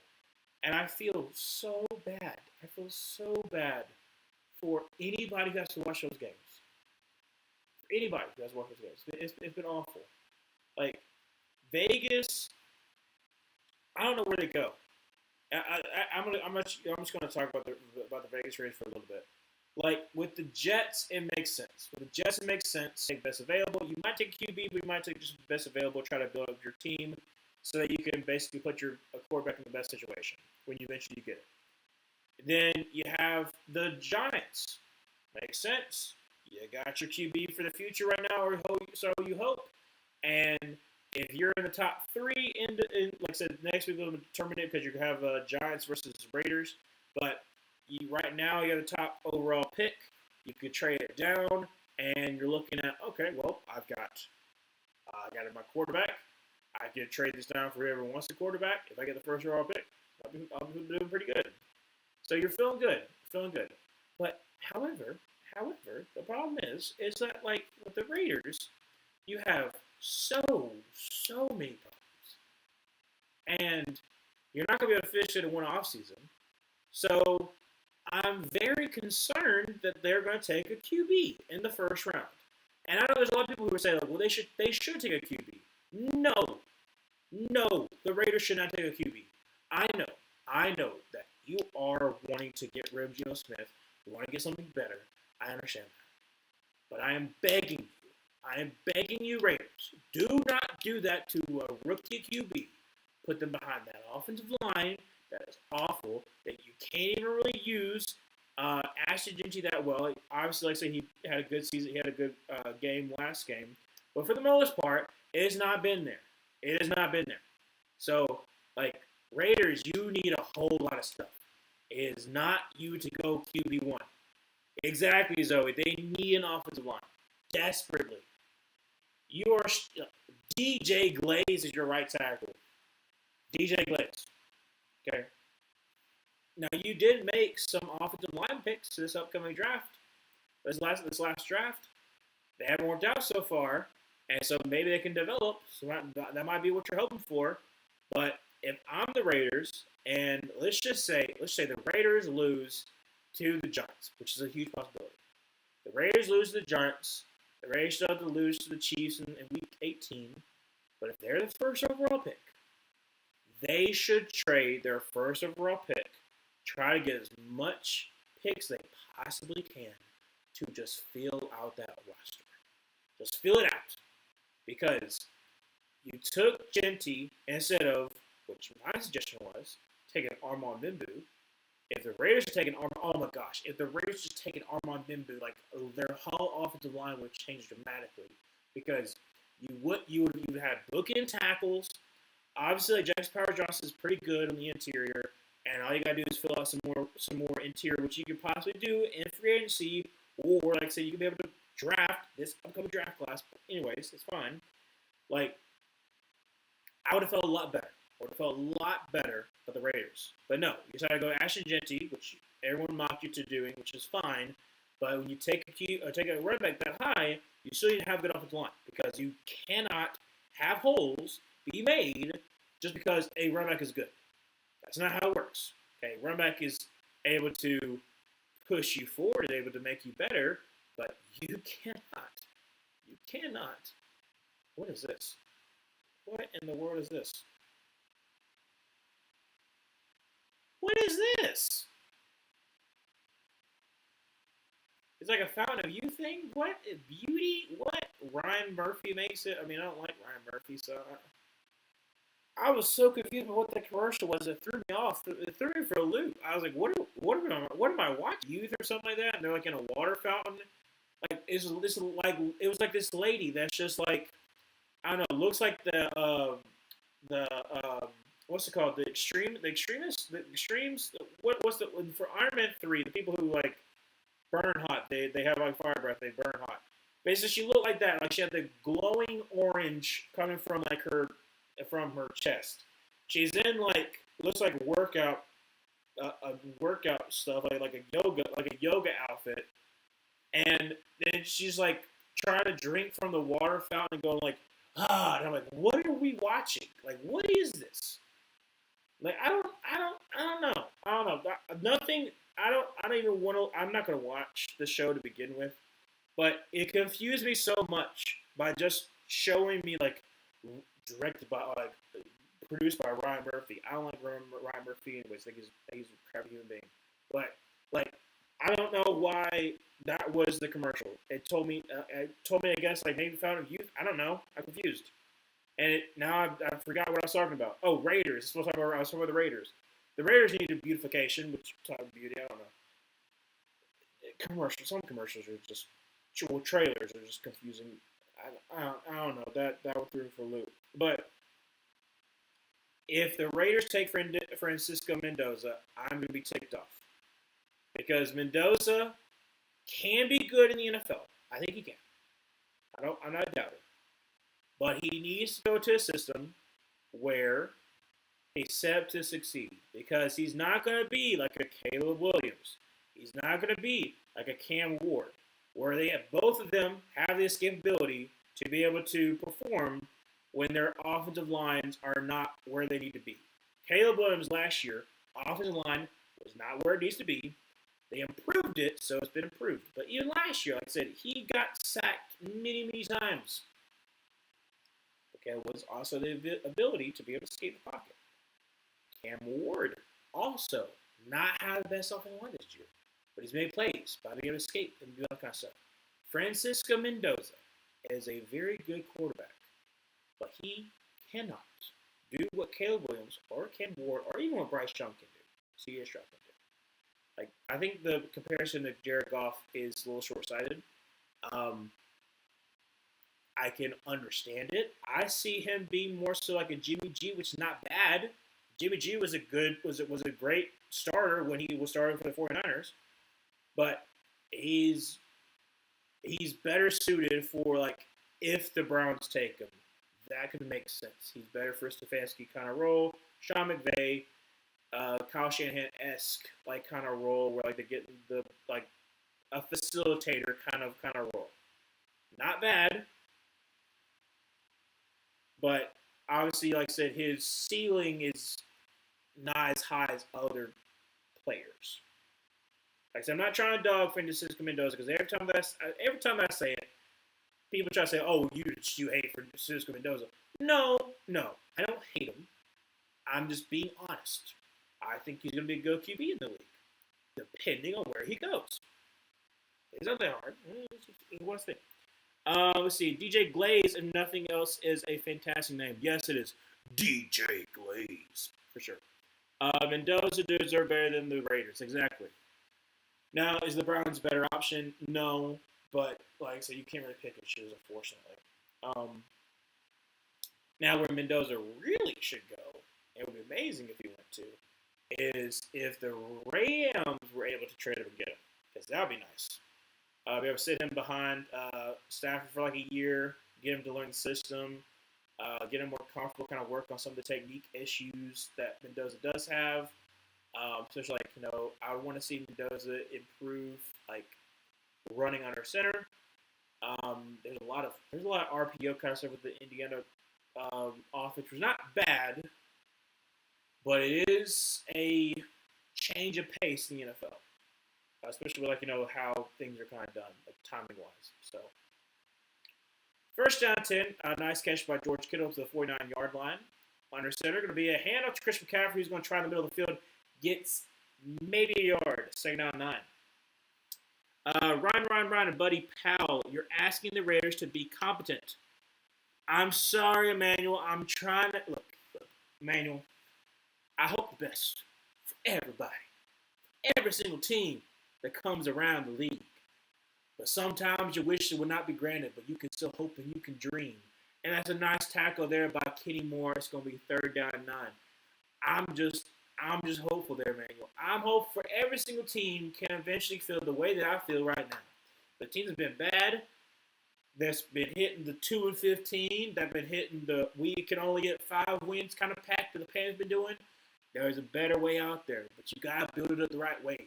So I'm just asking them to be competent because, like, for a while the Panthers weren't being competent. We weren't being competent, but then we finally are. One, because Tepper decided I want to step back and let people do what I'm asking them to do, instead of me trying to insert myself. So, gonna be 3rd down 9. Brock Purdy throws to the right side. That's gonna be caught, and that's gonna be Juwan Jennings 30 up to the 27-yard line. 1st down 10 for the 49ers. But yeah, no, I mean, like, you're hoping that Tom Brady can give some insight. Like, hey, I remember on the Patriots that we had a good offensive line, so maybe we should go with the offensive line. I don't know. Heck, the GM was the assistant GM to the Bucks. Like, you would think, after the Bucks made all the moves they made, he's like, hey, maybe we need to go with the offensive line. But it's okay. From a 26-yard line and a play. Oh, that's a weird rollout. We throw this being caught up to the 10-yard line, up to the 5, down to the 4. George Kittle. Juszczyk almost messed up the play. Like, he literally almost ran into Brock Purdy. But was able to avoid the mess up, the little entanglement. And George Kittle continues to have an amazing day. I think he's over 100 yards right now. Yep. He is just absolutely dominating this game. Him and Chris McCaffrey. So, like, 7 receptions for 115. Okay, and just 11:50 left going in the 3rd quarter. I mean, him and Chris McCaffrey, who is going to, oh my gosh, got nothing. Great job there by, is that Gallimore? Yeah, Gallimore. So it's going to be 2nd and goal from the 4. Fantasy web browser on the corner, I see. Yes, I have up the score because there was a person who made a comment that I was like, you know what, that's pretty fair. He was like, hey, at like the bare minimum, could you have like a score, like the score the score up there? And I was like, you know what, that's pretty fair. I do need to have that. So I tried to put it together. It looks clunky, it looks awful, but I'm having it up there for the time being. I'm going to work on trying to get a better one in the near future. Brock Purdy rolls it to his right, and he's going to throw it at the last second, and it's going to be 3rd and goal from the 4-yard line. 11:02 to go in the 3rd quarter, 24-17. You know what's crazy? I know what's crazy there, mate, but I would love for you to tell me. The last 2 Bucks OCs have been good head coach, that's for sure. Once they got hired, and the Bears got stuck with Todd Bowles, that no fan likes. Fun how life is sometimes, for sure. There are some Bucks fans that believe that life would have been perfect if they just promoted Liam Cohen. And Emmanuel, I'm sorry, but Juwan Jennings just got a touchdown. Juwan Jennings just got a touchdown, 30-17, 10:58. Let's go in the 3rd quarter. The defense has been crumbling, Colts. Where are you, defense? Why can't I find you?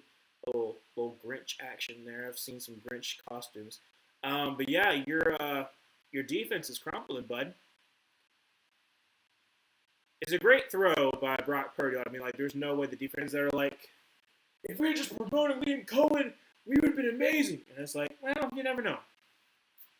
Injuries definitely played a factor in the Bucks this season, but it's Todd Bowles. And basically, Tom Brady kind of forced the Buccaneers to, whoa, dude, that's messed up by Juwan Jennings. We've all heard about Juwan Jennings. Apparently, Trevon Merring is in the right for punching him in the balls, apparently, because of what he might have said. There's no telling what he might have said, but apparently it's been revealed that Juwan Jennings is not a great individual to be playing against.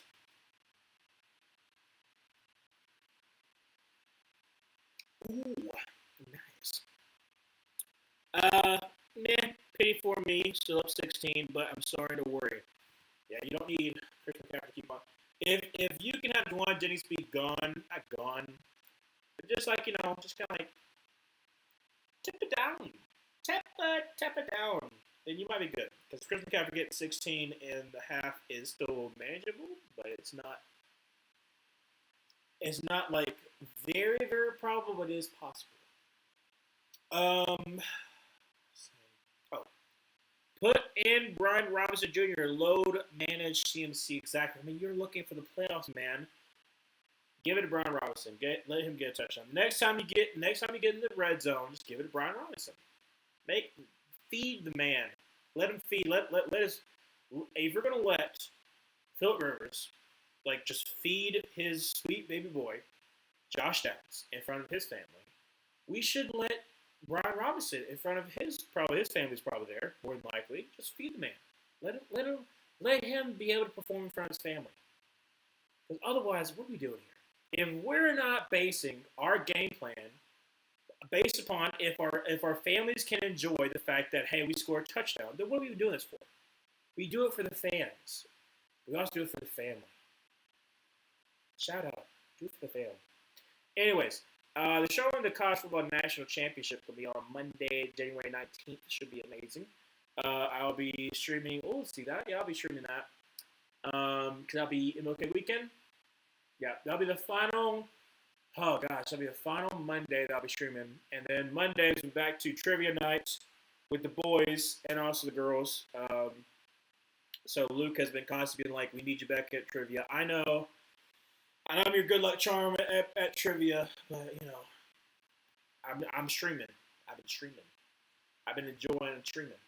So 10:58. Let's go in the third quarter. We return from about the 2-yard line to the 10 to the 15 to the 20. To 25, 30, up to 35. Oh, man, I got tackled.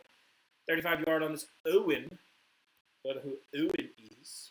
But Brock Purdy has been pretty good so far today.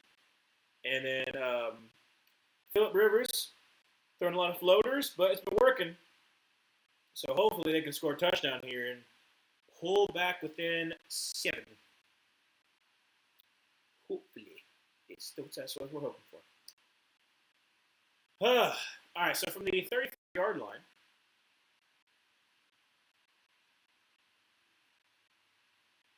Jeff Garcia, wow, 7 passing touchdown in the last two games, most in 2 games in a span since Jeff Garcia.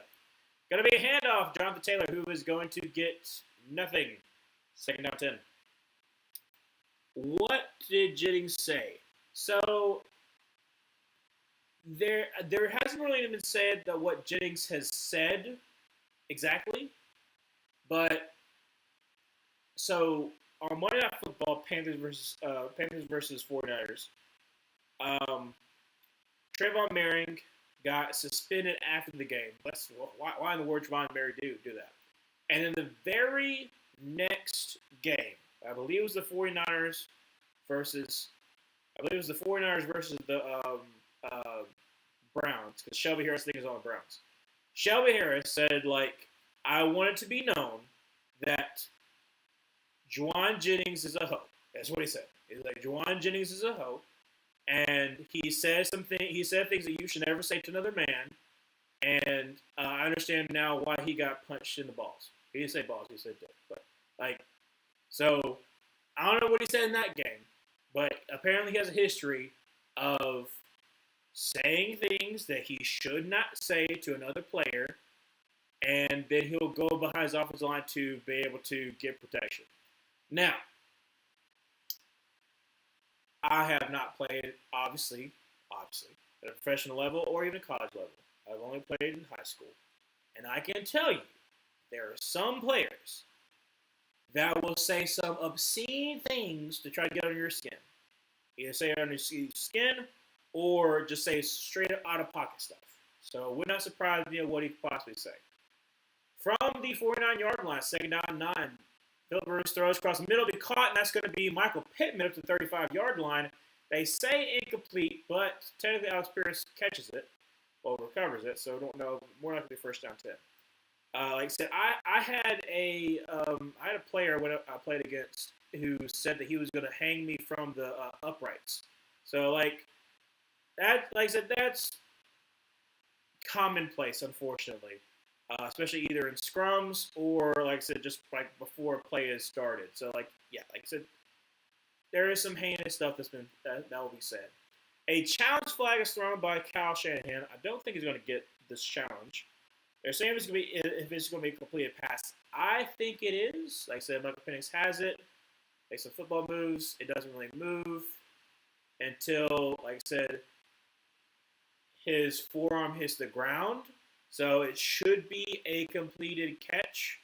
It doesn't really move until it hits the ground. So, yeah. A receiver being a diva and a coward, I'm shocked. Shocked, I say. Exactly. I mean, like, we've never just ruined relationships. We've never seen that before. Literally, what? Clutching my pearls. I mean, like, it's like I said, I'm trying to think as well what Juwan Jennings could have possibly said that Shelby Harris was like, all right, y'all are interviewing me after this game. I want to let everybody know how crappy he is. Because, like, normally, when, like, stuff like this is being said, players kind of, like, start it off. Like, you'll probably talk about, like, each other's mama and something like that. That's, like, normal combos. But the fact that he said what he, like, Shelby Harris said what he said, makes me think it was so heinous. Like, it's got to be some of the most heinous stuff you could possibly think of. And then he just hides behind his offensive line. Because he knows, like, no one's really going to want to tussle with Trent Williams. Just saying, no one's going to really want to tussle with him. So, it's got to be really bad. Because it's not like Shelby Harris hasn't heard people talk about him before or say some heinous stuff before. But for him to actually say it, like, it's gotta be definitely crossing the line. Which is another thing too. Okay. So the whole DK Metcalf situation. Obviously, you can't go over to a fan. You can't do what you did. So I understand some suspension or maybe a fine on this of the 2 game, but okay. If it's the same exact fan that also harassed him in Seattle, one, if you're a fan, you're harassing another person, like, and it's after they left another team. Why do you have that much beef with another person? I don't understand that. 2, no person. I'm sorry. I don't care what he says. I don't care what his claim is. No person is going to get that mad because you use their government name. I'm sorry, but no. No. You can't claim that, and then the way that DK reacted to you. Because even other reporters said, I've done a story on his actual name before, and he didn't react to that. So there's no reason that's the only way. That's all I said. That's all. I came up and I had a jersey for him, and like then all I said was his real name. He came there and he shoved me. I don't know. Like, sorry, but no one's believing your story. Like, obviously you said something else. I'm not claiming you said what DK Metcalf said. I don't know what you said, but there is in no way that DK reacts that way because you said his full name. Just saying. That makes no sense. 2nd down 7 from the 33-yard line. Shotgun formation. Drops back a pass, bring the blitz, and throws across the middle. It's going to be incomplete. Try to get to Tyler Warren, and it's going to be 3rd down 7, 8:25 to go in third quarter. Still 31-17. I heard something about how Jennings may have been saying stuff about injured players.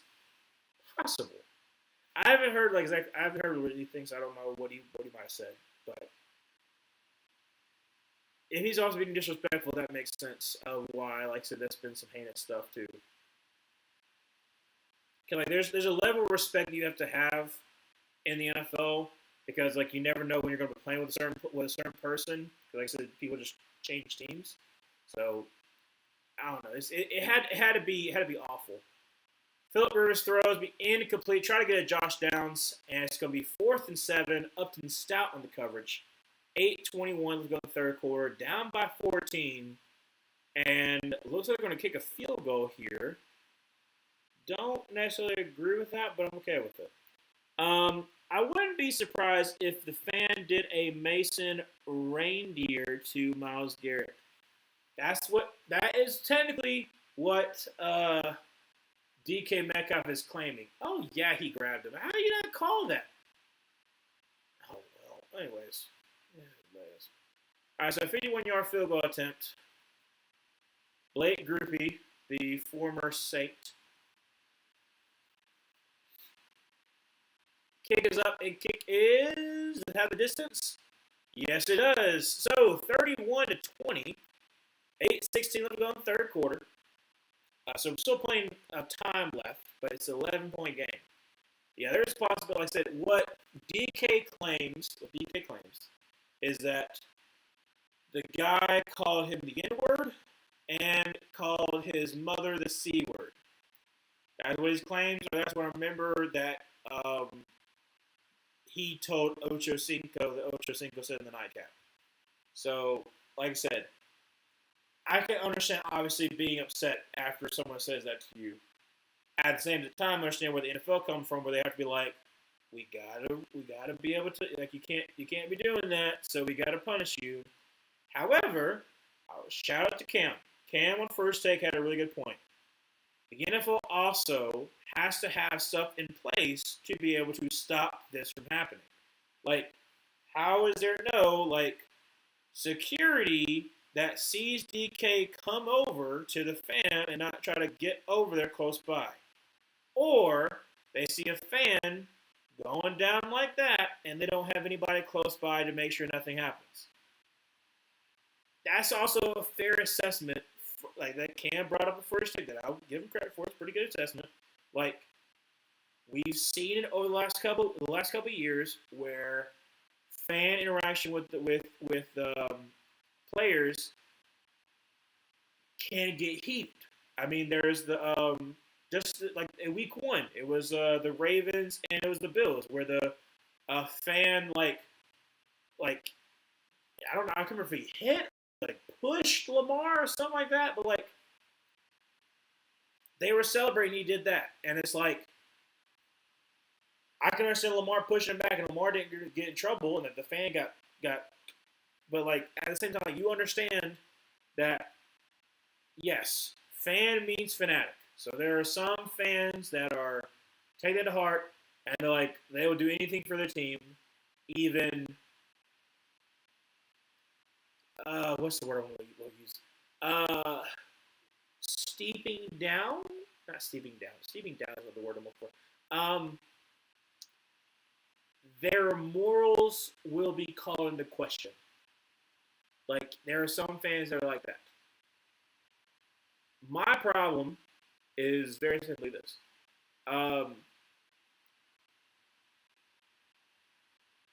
I don't think that you can go one side or the other. I think it's better if you go in the middle because, like I said, there's still more to be discussed. There's still more evidence to be put out there. But if DK is right, then you understand him completely of why he did what he did. And it's up to the fact of, like, if you think that he still should be punished, even though you probably would have done the same exact thing if you were in his situation. Let's see here. Zoe, fans don't need to be harassing individual players to begin with. Exactly. Like, what are you even going to be getting out of the others than losing? I mean, like, honestly, you're looking pretty crappy to the rest of the league. And also the other thing too is like if you get underneath somebody's skin, you'd be like, yeah, I affected the game. Who cares? Who cares about what you wanted to do? You wanted to make it seem that I'm affected the game because DK is not in his right headspace. So I did right by my team. My team's winning, and then your team ended up losing. So good for you. Like I said, I don't understand some people's mindset of you can yell, you can scream all you want to. Don't send death threats. Don't be stupid. You can be a fan, but fanatic is one thing. Being a horrible human being is another. They're not the same. From a 39-yard off the gain of 7, Chris McCaffrey got a great run up to the 45, up to about the 48-yard line. First down 10 for the 49ers. Oh no, a player trying to injure players? Oh, on the 49ers? We're about to play the 49ers. Like I said, y'all have had, if I remember correctly, the Bears has had okay injury luck. Like, obviously not perfect. If I remember correctly, I think y'all have had okay injury luck. You've had some injuries, but it's not been like, obviously not like the Packers or like, the Lions, for instance. Gonna be a throw. This will be a catch by Jawan Jennings up to about the 32-yard line, something like that. Both fight for the ball.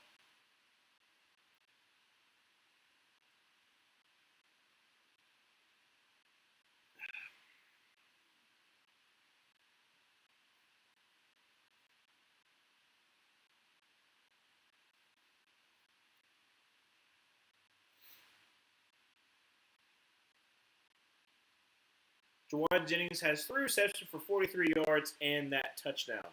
6:15 to go in third. Under center, Brian Robinson in the backfield. Going to be a handoff to him to go to the right side. He's going to get to the 30, up to about the 25, and down to the 21-yard line. It's going to be second down and short for the 49ers. 6 minutes left to go in third quarter. Still an 11-point game. Colts desperately need to hold them to a field goal here.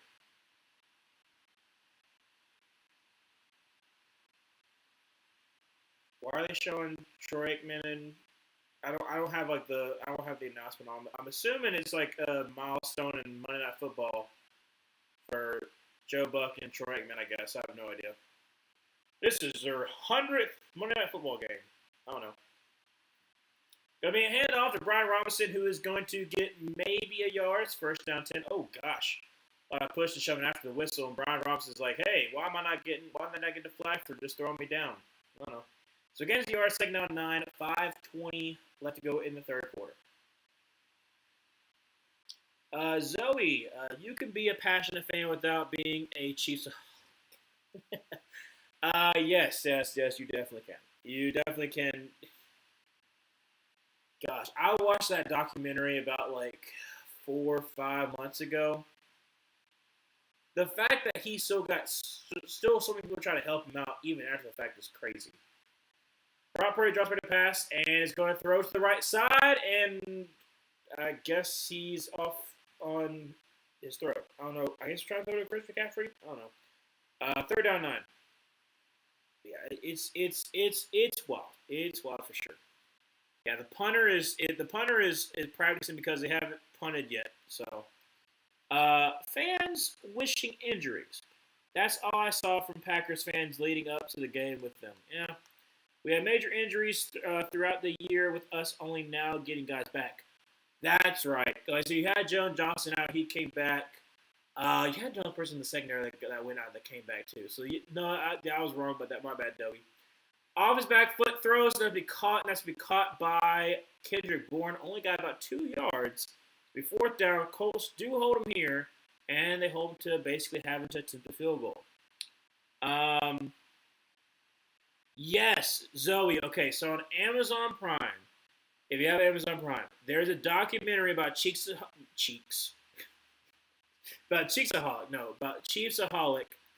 that goes into detail. It's actually a pretty decent one. So the only reason why I know about it is because at the very beginning,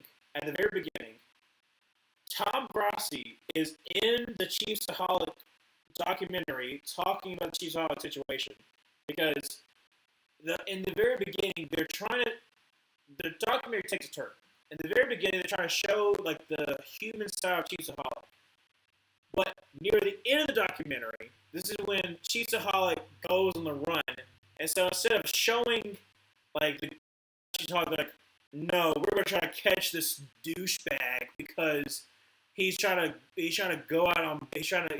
skimp out on bail. And so it actually becomes kind of interesting. Like, are they gonna be able to catch the guy? I'm not trying to spoil. It's been like over a year since Documentary came out, but it's a good documentary to go watch. If you have Amazon Prime, I suggest you watch it.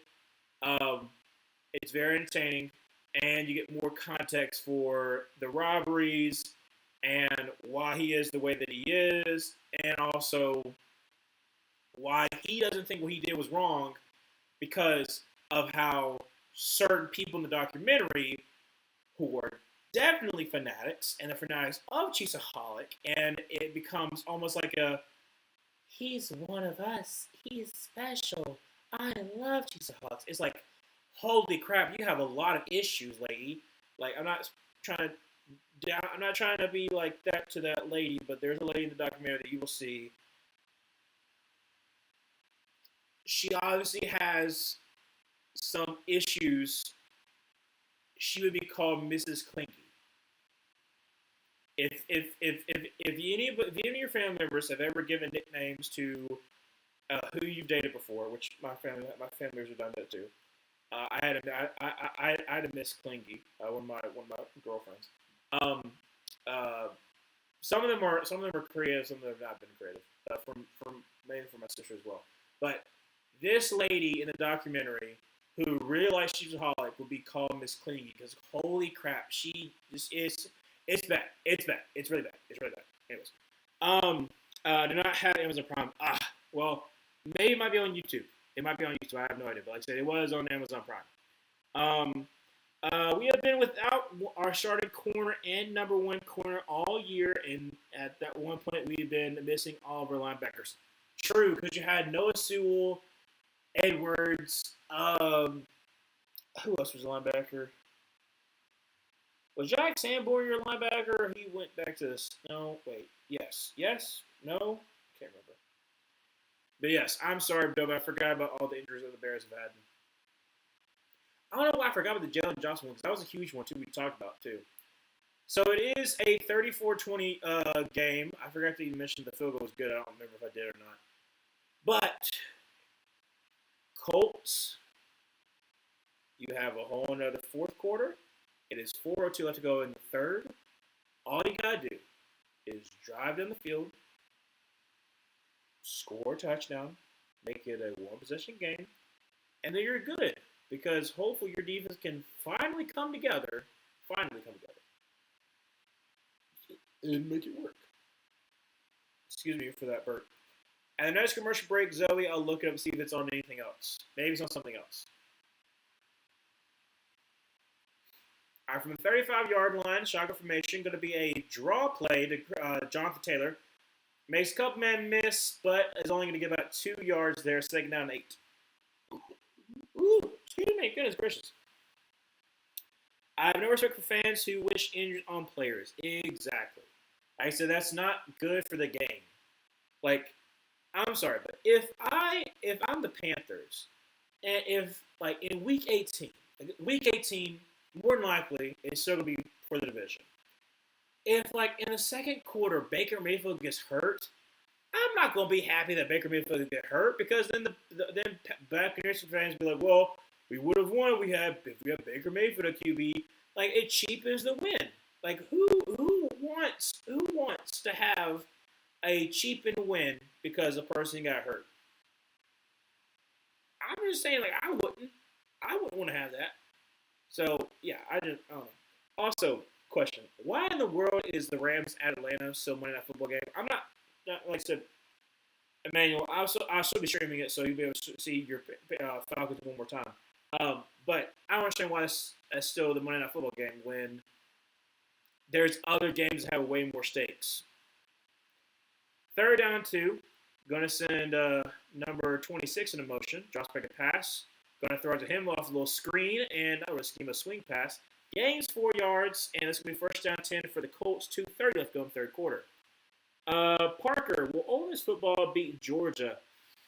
I don't think so. No, they're known for coming up on close to 3 weeks. So they're going to be playing Ole Miss because there's no way in the world that Tulane was going to win.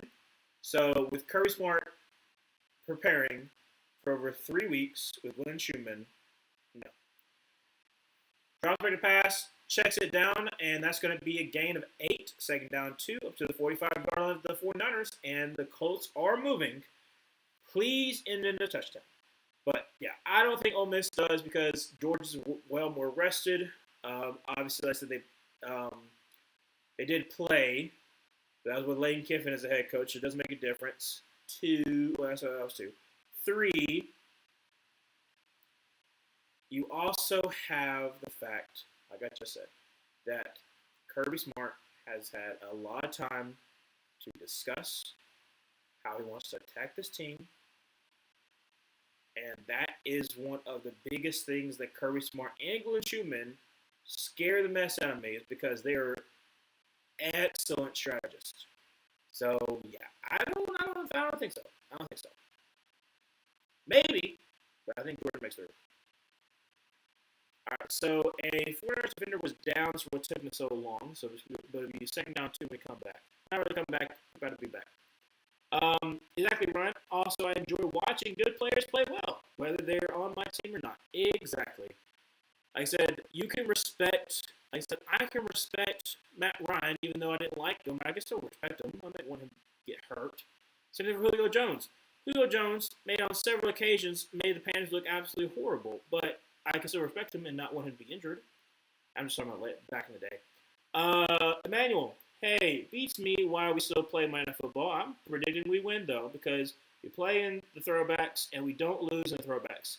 I think 5-0 in the last 5 games, and that's kind of crazy. Stafford is a statue. Rams Pass Pro is bad, and we have a good pass rush. Typing that out brought a tear to my eyes, for sure. I said, I think it'll be closer than expected, but, like, on Sunday Night Football is Bears 49ers, but there's other Week 17 games that could be Monday night. Like, maybe Panthers versus Seahawks? I think it's actually going to be Saturday. I have no idea. Going to be a hand of Jonathan Taylor who's going to get the first down on 3rd down 3. But there could be like a lot of other games on Week 17 slate that could be Monday Night Football. There's a couple that are Christmas. Like I said, you got Broncos. You got Broncos, Chiefs, Lions, Vikings. But like another point game is Ravens, Packers.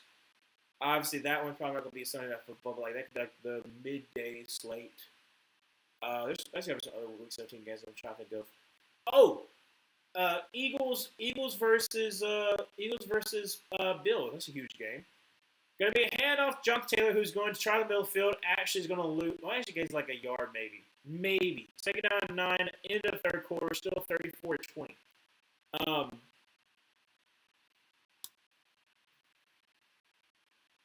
What was I saying?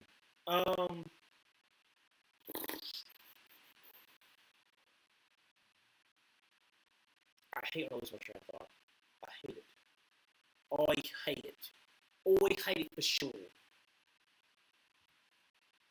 I thought I was gonna make you remember. Do you remember? Oh, I think the other ones. Bears 49ers is big, but they're not gonna make that be a Monday Night Football game since technically the 49ers are playing on Monday. It was 17. Oh, week 17. I see here. NFC, I already said Eagles. Texans versus Chargers. That could be Monday Night Football game. That's a huge game. Let's see what's now. Colts Jaguars. No, they're going to make Colts already playing on Monday.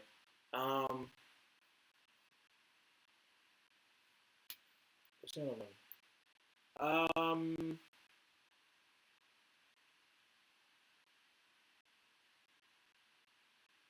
What's the other game that could possibly go on Monday?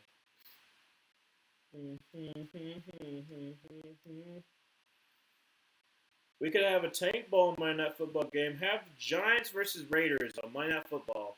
Determine who's going to be the first overall seed. First overall draft pick. I hope JPJ goes nuclear on the Rams to quiet the stupid narrative around the trade that landed us him. Defense rookie of the year in my heart. Even called it before the season. You did do that. You did do that. Because I was surprised you didn't. I think I was surprised you didn't go with Jalen Walker. You went with the JPJ, but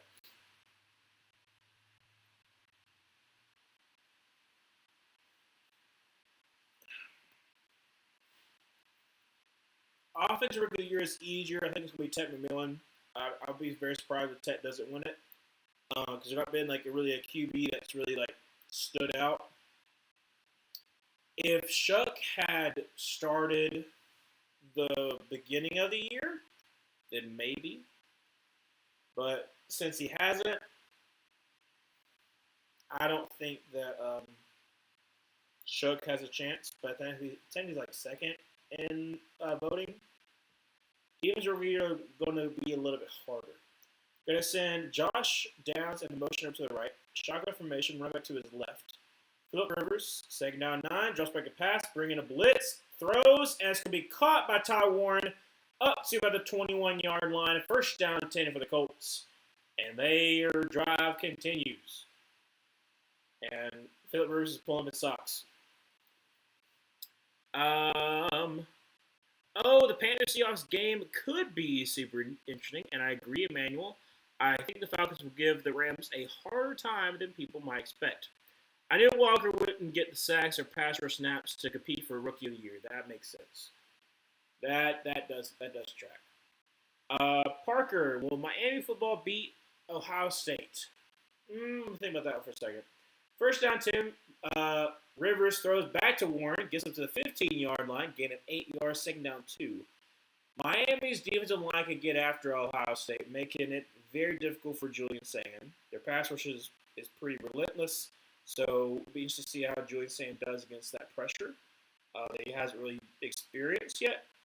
I still think that Ohio State's so much more talented overall because I just don't believe in Carson Beck. I never will. So I think that the defense will still be limiting Miami, even though Miami will get after Ohio State.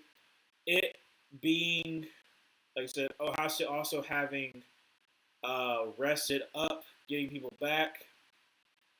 I think it's a close game, and then Ohio State pulls away late to win by 10. That is my prediction. I think it'll be close, and then Miami crumbles like they normally do, and Ohio State win. Pistol formation going to send Pittman, goodness gracious, into motion. Going to be a throw out to number 81, up to the 5, up to the 1-yard line. It's going to be second and goal from the 1. That's Mo Alley Cox with the catch and grab. 13-15 left to go in the fourth quarter. Down by 14, but the Colts are knocking on the door. Just give it to JT. Just give it to him. Feed the man. Let him have a touchdown. Feed him. Feed me Seymour. Feed me all night long. You can do it. There we go. Gonna send Mo Alley Cox in motion. Gonna be a hand drop tail who's going to bubbling for a touchdown. 34-26. 12:41 left to go in the fourth quarter. And the Colts pull within a score. Mo Alley Cox.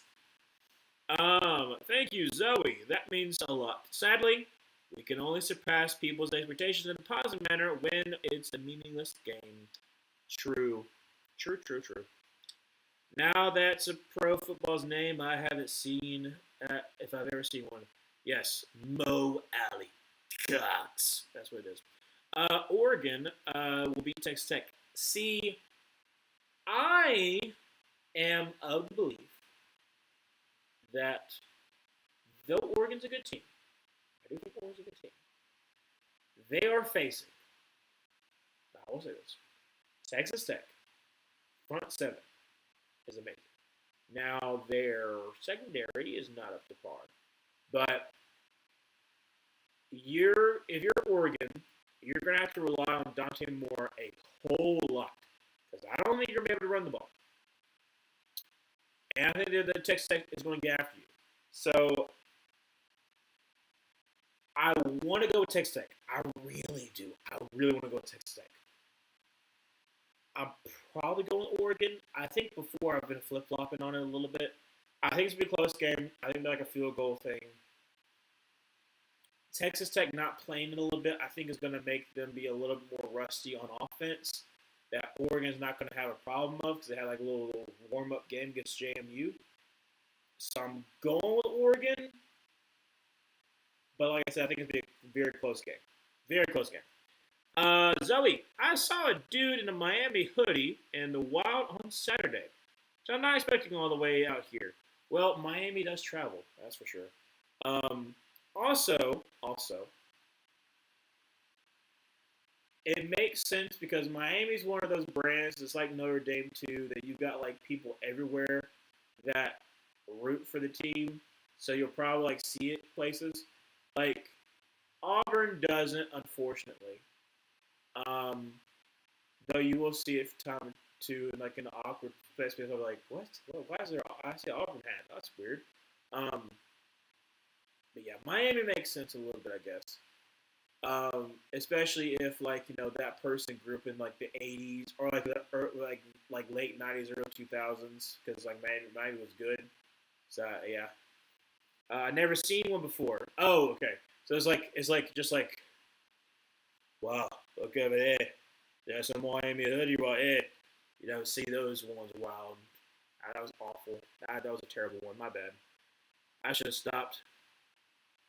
They're showing was it Red Pen? Is that her name? I think that's her name. The person who's on the pogo stick that's flipping things. She does really good. Red Panda. Yes, I'm correct. Red Panda.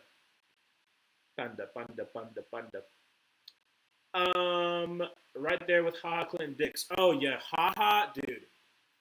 Clinton Dix from Alabama. Kool-Aid McKinstry.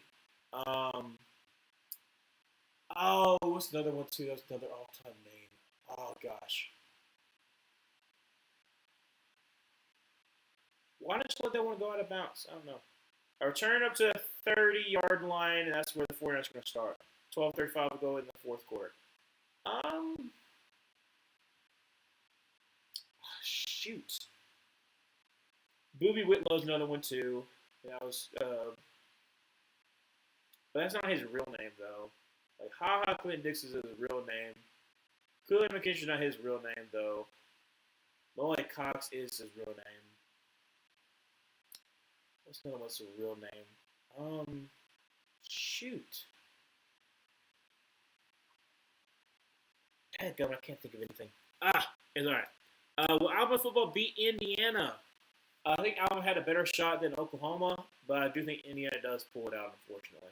Going to be a toss-up to Jawan Jennings, who gets up to about the 38-yard line, first down 10 for the 49ers. Like I said, I think Indiana's defense is really good. Alabama's defense has been really good, but I do say it's a but. Because Bama has been struggling, the same thing for Oklahoma, has been struggling to run the ball. This is going to be a game where whoever runs the ball the best is probably going to win the game. We're able to control the game a lot more. And I think Indiana's going to be able to run the ball. And unfortunately, I think that Alabama's going to lose. I'm going to be streaming the game more than likely. So I could root for Alabama against Oklahoma. I'm going to feel really weird to keep on rooting for Alabama. I was able to do it for against Oklahoma because I feel like you have the best shot of beating Indiana. But it does feel weird rooting for Alabama a lot more. And I might end up doing it because, like I said, I want SEC overall to win because I don't want the Big Ten to win in back-to-back years. But it feels weird. Christian McCaffrey off to the right side. He's going to be out of bounds. Let's see where they mark him. Might give him a first down here. Let's see here. Never seen one before. Wave Rider from Navy is one I remember. Wave Rider. Oh, there's also what's his name? Booty. What's Booty from? There's General Booty, but then there's is it John David Booty, quarterback from USC after before Mark Sanchez. Last name is Booty as well. Going to be a handoff to running back Chris McCaffrey. He's going to easily get the first down, 40, 35, 30, up to the 25, stiff arms up to the 20-yard line. First and 10 for the 49ers, 10:38 left to go in the fourth quarter, up by 7. Wave Rider is a pretty interesting one, too. If your parents failed to give you an incredible football name, store-bought is in pro football players. The universe will collapse for Ha Clint Dix as a used car salesman or a carpenter. I mean, he can also be a comedian. With a name like Ha, you gotta be funny, because you're probably gonna get picked on a lot. If you're not athletic, you gotta be funny, because otherwise you're gonna get picked on a lot for a name of Ha. Yeah. So true, Emmanuel. Most simple name or most unique name, the best football players. You either Mo like Cox or Jim Brown, no in between. Crap, I'm only up 7 points now. Praying for MC to stop playing. Just don't let him get a touchdown. That's all you need, though. Don't get him a touchdown. So, play clock's at 10. They got to call a timeout because they can't hear. So, Brock Purdy can't hear. In a benching way, not injury. We know. I'm sorry, I'm thinking of Hercules. But we got you. We got you there, Emmanuel. Obviously, you don't want injury. And right now, Brian Robson's in, but they had to call a timeout because they couldn't hear. Now, 49ers only have one timeout, which is pretty massive. Pretty big.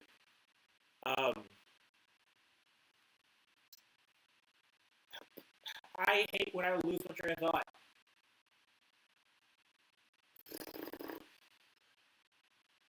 I cannot remember what I was trying to say. Do you remember? No, I don't remember. I remember the 21st night of September. I can't remember it because I can't remember anything, apparently. I remember certain things, and I just come remember it randomly. Just random times I just remember stuff. Yeah, apparently they just could not hear at all. Either it's so loud in the loud house, or there's there's been a miscommunication or something like that. So 9-18, let's go in the fourth. Desperately got to hold him to a field goal here.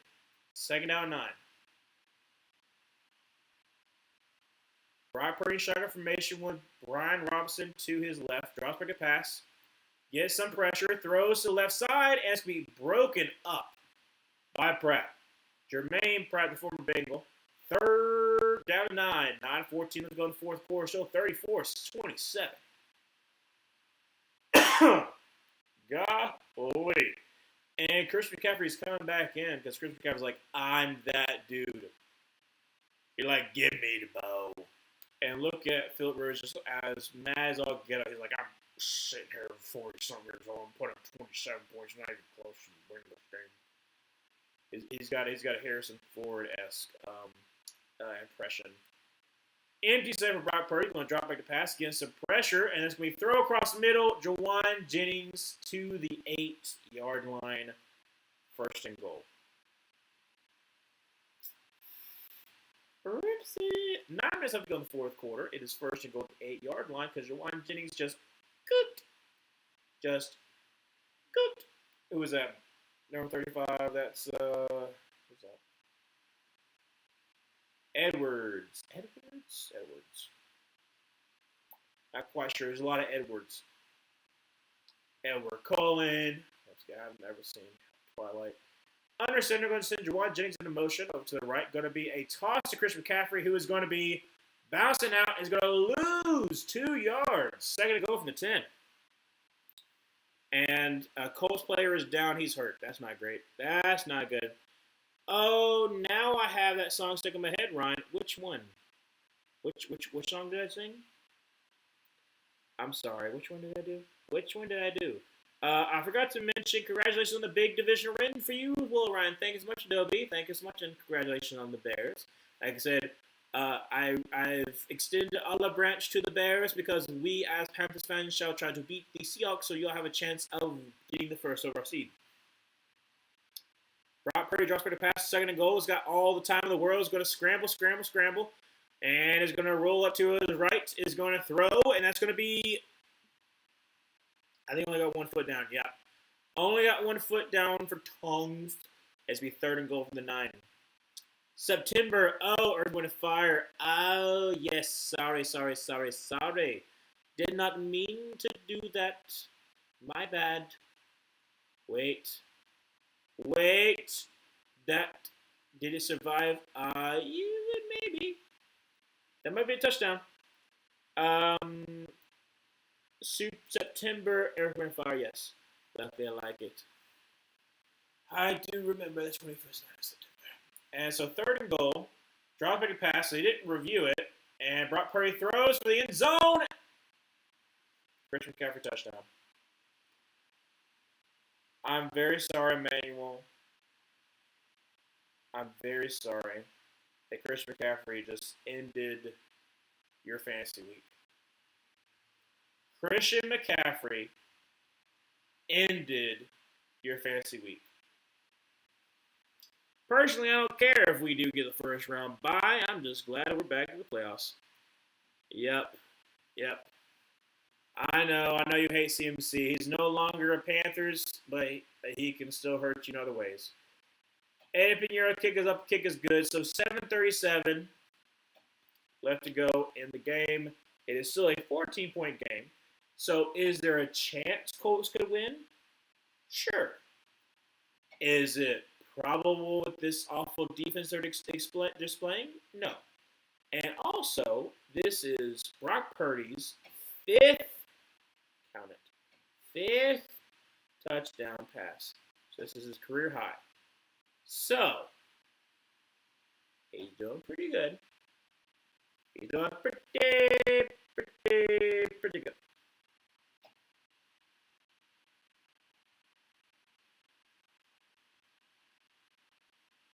I'm surprised they're still showing, like, Madden up to 60% off. Like, it's still showing, like, Madden trailers. Like, hey, you want to buy Madden for Christmas? It's 60% off. I don't know. I gotta get me a new console before I get, because, like, I don't have the newest console for either one of them. So I can't do it. I can't get the Madden. I can't get the college football playoff 20. College football 25, 26, whatever it is. I should have started Caleb. I hate Lamar Jackson and his false promises of upside. Oh well, I could probably win the third place match. Onwards and upwards as we go. Yes. We fight on. We try our best. And yes, did Chris McCaffrey enter our championship dreams? Sure. At the same exact time, don't let that stop us. We look forward and keep pushing forward. But yes, Chris McCaffrey definitely helped out apparently a lot of people. I'm ready to look and see what I forgot who is Chris McCaffrey in my league, but I know somebody is having the time of their life.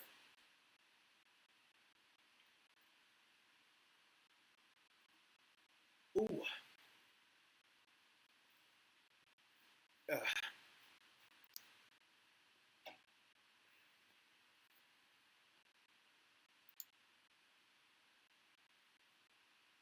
I'm trying to think of what I was about to say. I was going to say something.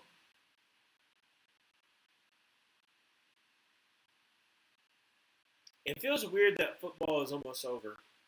Like, we literally have about a month left of college football, and we've got about a month and a half left of NFL. But that's significant enough. Well, in 2 years of playing fantasy, I've won a random ESPN league and made the semifinals in 2 leagues this year. That's better than a lot of people. That is true. Like I said, you have done well, Emmanuel. Turn 30 to 35, 40, 45, 50, 45. Cuts back inside, down to the 40-yard line, and the Colts are set up in great field position. There's a flag. There is a flag. Holy crap Colts. Please don't let me on the Colts. Let him keep this great field position, please. Please let him keep this great field position, so that we can. It looks like it's gonna be like a hold, or block in the back.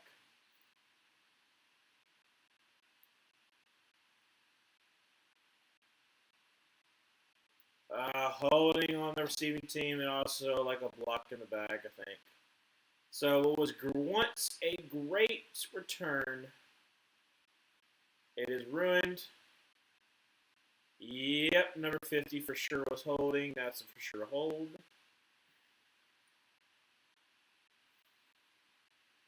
So from the 20-yard line, 7:29 left to go in the fourth quarter. Down by 14. Well, Philip Rivers, you're going to try what you can do.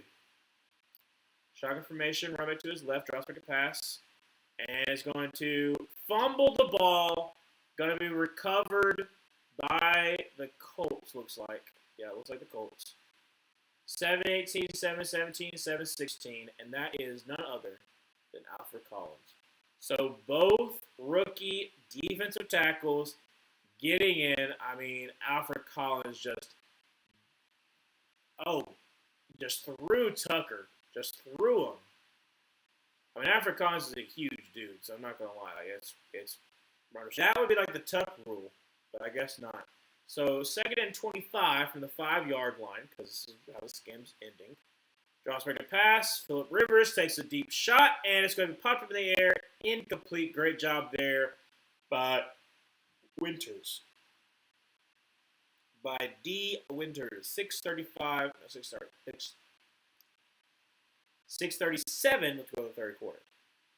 So, yeah, this.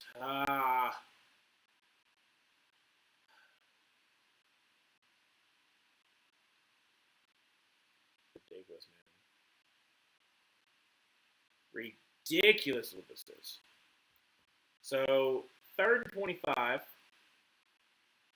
Trips to the left. Run back to his left. Drops back a pass. Philip Rivers takes a deep shot, and it's going to be incomplete. Try to get it to Josh Downs, but nowhere near him. 4th and 25. Trading my first in the league for a 2nd and a 6th. That first turned into CMC. If I draft CMC, I probably would have gotten 10-plus wins since RB was my weakest position by far. Rough. I was never going to draft him, though. I don't trust him. Not ever going to stay healthy. It happens. Also, can I just say that Jags punter is insanely good? I was not expecting how good he was. Yeah, you don't really notice it until you're playing against a punter. When a punter is really good, you're like, crap, like, we're not getting any kind of return. Oh, return to like the 44-yard line. That's going to be Sky Moore. 6:20 left to go in the fourth quarter, up by 14. I mean, all the 49ers got to do is just get in the field goal range and kick the winning field goal, because there's no way you're going to be able to score 3 times.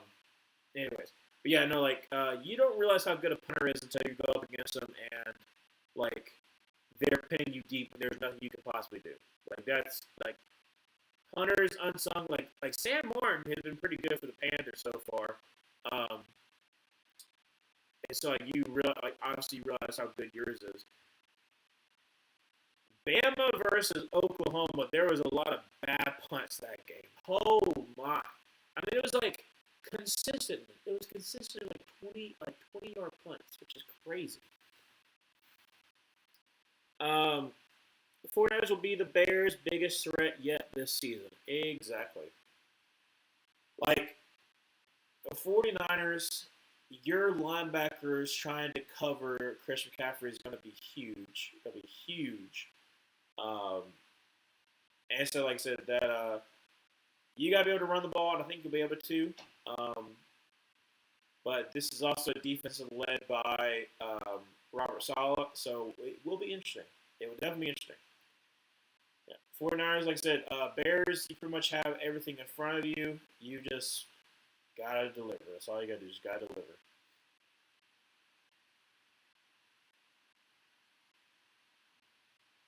All right, so Brock Purdy, 2nd down 9, 5:47. Let's go in the fourth quarter. Up by 14. If you get field goal range and he can kick it, pistol formation going to be a play action pass. Brock Purdy is going to try to avoid the rush. Throws Chris McCaffrey, gets to the 40-yard line. Gains about 3 more yards. Third down and what was that at? I don't remember. There's been no punts. The last punt was November 30th at Cleveland. That's crazy. The last 19 drives, they have not been stopped. 6 field goals, 10 touchdowns, either been interception or like turn around downs. That's crazy. That is kind of crazy. From the 40.5-yard line, third down 6, 5 minutes up to go in the fourth quarter. Draws back a pass. Brock Purdy throws, and it's going to be wide open. His tongues, and he is going to get the first down, gain of 7. Clock stops. 4:52 left to go in the fourth quarter. Yeah, he catches it. He's got it.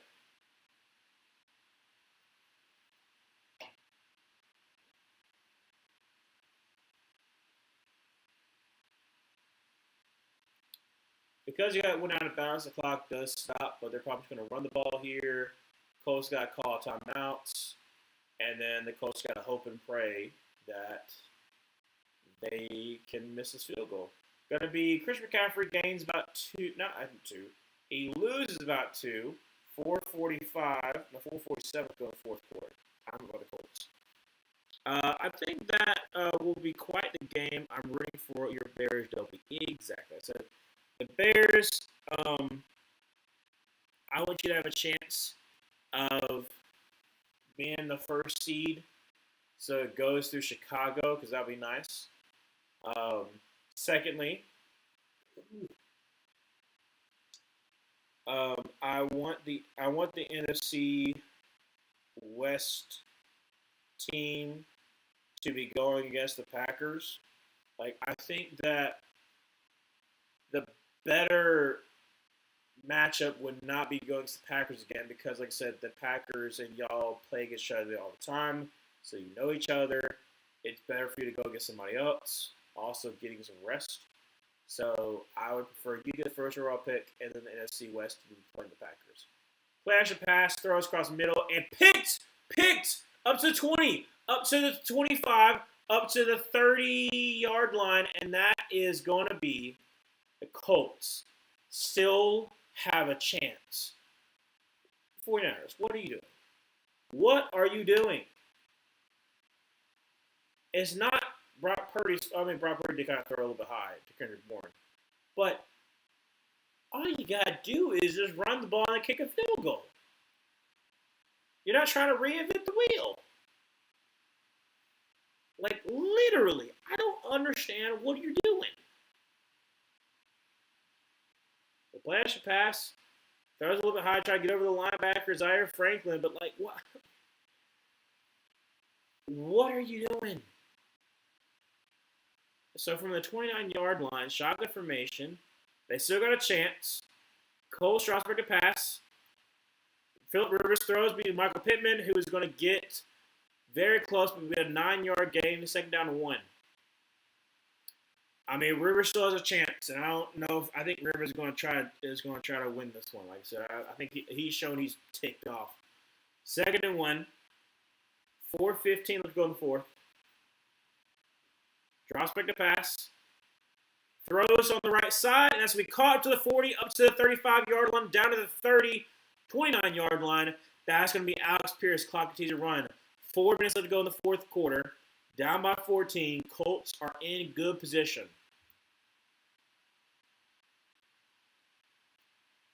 Come on, Colts. I'm hoping Rivers can get a win eventually. Exactly. This will be amazing. This is this now.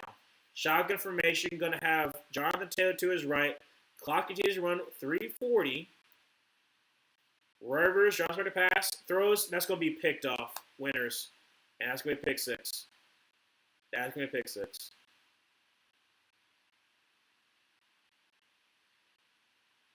That's going to be the game ender right there. 47-27.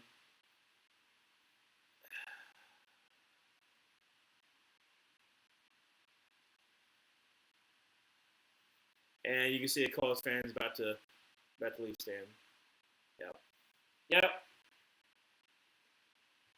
Oh man, 3:26 to go in fourth quarter.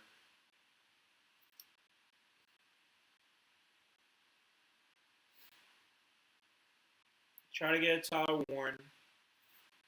Throws it. Like I said, D Winter, he makes a great break on it, and it's just live by the river, die by the river. Yep. Sometimes it can be nourishing, sometimes it can drown you. That was dark. My bad. Good lord. So Eddie Pinheiro, so trying to make it a 22-point game. I can't remember. I don't know. I'm just I'm devastated. What are the already kicked the extra point? My bad. I already kicked the extra point. 3:26 to go for. Gosh, 3:26 to go fourth quarter, and like I said, Colts still technically have a chance, but they need some help now. They'll be 8-7. They'll need the Texans to lose out. So the Texans lose out, the Colts can make the playoffs. Well, the Colts also have to beat the Jaguars, but so Colts have to win out, Texans have to lose out for them to make the playoffs. It is what it is. That's not how I want that drive to end. No, it is not. Forever paying on the Niners' downfall. Can't wait for the playoff collapse currently scheduled for NFC Championship game. I think division. I say division. I say here's what I'm hoping that the Bears win. But if the 49ers do end up beating the Bears, I think the 49ers can beat the Seattle Seahawks. If the 49ers win out, they'll be the number one seed. They'll play the lowest seed. And I think the lowest seed will be the Seahawks. I think the Seahawks beat whoever they're playing, which will probably be like the 6th seed, especially with like the 49ers. If the 49ers beat them, and like I said, the Rams just will win out, which they should. But like I said, they do have a tough task against the Falcons, but they also do play the Cardinals. So gain of about 6. So Riley Leonard's in there, just going to kind of run the ball because this is a 24-point game, unfortunately. But yeah, like I said,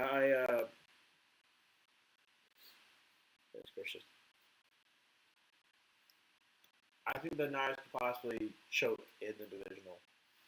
Or, hear me out, they could just lose in the wild card to the Panthers. Maybe. Hopefully. That'd be nice. That would actually be nice, though. So we can get a revenge. I'm so mad about that game because, like, so there's we should not have lost that game. They're showing Anthony Richardson right now. Like, yeah, he's not playing because he had a freak injury for his orbital bulb.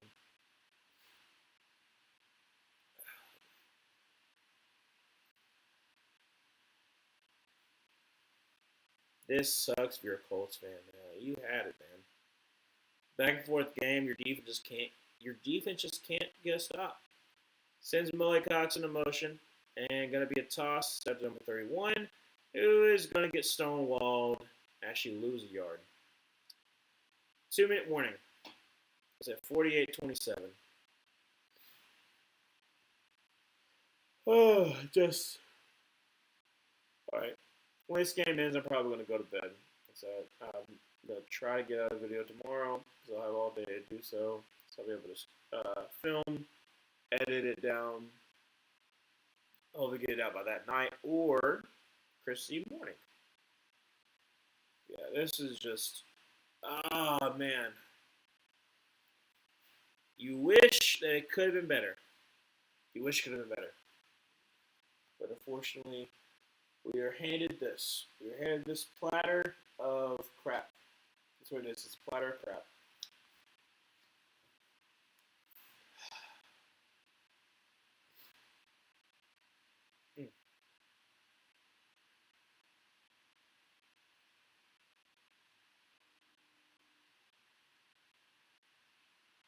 train keeps rolling down the sand. I got a train close by me. Sometimes it wake me up. Every now and then I'll hear the um, whistle blowing, and I'll be like, oh, it must be 6:30. And I wake up and I see, oh, yep, it's 6:30. No, usually it's at 6. Usually it's at 6 because, like I said, my alarm usually goes off around like 6:20. I still not been able to sleep in.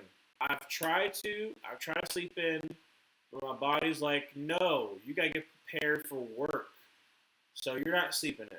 You're not sleep. You may sleep in till 7. That's when my sleep's in been 7 Eastern time. So I can't sleep in. My body's just like, no, you gotta get ready for work. Gotta get ready for work. Gotta get ready for work. Gotta get ready to teach these kids. So yeah, no, that's what my mind is. Okay, that's kind of okay. So the new A24 Marty Supreme thing kind of confuses me. One, surprised about ping pong being the driving force. Two is Timothy Chalamet, who is like what a couple years older than me, and he's supposed to be getting with like Gwyneth Paltrow, who is like I think in her 50s. Actually, for sure she's late 40s, but I think she's in her 50s. That's kind of weird. That's not kind of that's definitely weird. I don't. Yeah, I just feel weird about it. I feel weird about it. I don't know why that's the angle they're going with A24. I don't understand. You could have picked somebody different. I know it might be like for an older player that's gonna be incomplete pass, a fourth and one. So it's 156 to go in the fourth quarter. 49ers take over. It's going to be able to like kneel this one out, and then we're going to go on our merry way. Rooting against Old Man Rivers' comeback. Well, yep. Oh wait, I forgot. Yeah, that one meme from the movie Cars where the green car is celebrating a win and the crowd is just unimpressed. That's how I imagine 49ers fan. Yeah, I just thought about that. By week 8, they had a 98% chance to make the playoffs. By week 8, Colts had a 98% chance to make the playoffs. The fall off is ridiculous. I predicted it, but not like this. They finally had to play their tough schedule, and then they also got hurt at the same exact time.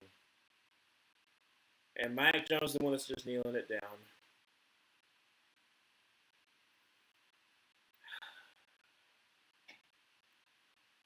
Four Niners control their own destiny. With this Colts loss, a whole lot of AFC teams clinch a playoff spot. Chargers, Bills, um, Jaguars clinch a playoff spot.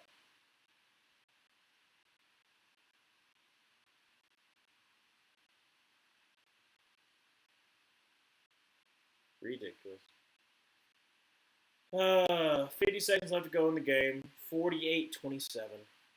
Remember how good JT was for 9 weeks? That was fun. Yeah.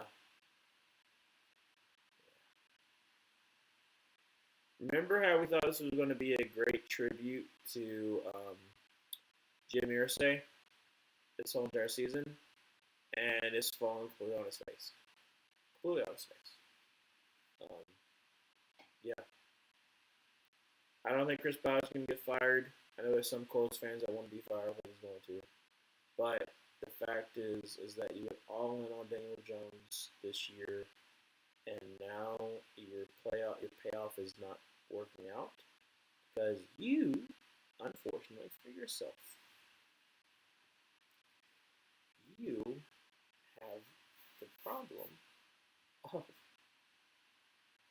having no first round picks. Like I said, you got Sauce Gardner, he got injured, and now you don't have your first round picks. Just do. So I don't know where the Colts go from here. Like if you can't, I don't think you can fire a GM because a new GM is not going to want to have to go against. Um, yeah, a new GM is not going to have to go against the grain of not having a first round pick to improve your roster. So I don't think Chris Ballard can get fired this year. Maybe next year. If the Colts don't make the playoffs next year, then yes. If the Colts don't make the playoffs next year, then yeah, they'll probably get fired. But I don't think you settle the new GM with, hey, I know we're going to be basing your if you can keep your job over the next 2 years, but guess what? The next 2 years you have no first round pick. Sorry, that's not going to happen. Unfortunately. OMG, I keep forgetting they had traded the house for a Sauce Gardner, ripped their future. Exactly. And look to the future what Jets could have if they make a smart decision. Jonathan Taylor and CMC are talking to each other. Good for them. Well, this game was a back and forth affair. It was the 49ers not being stopped at all.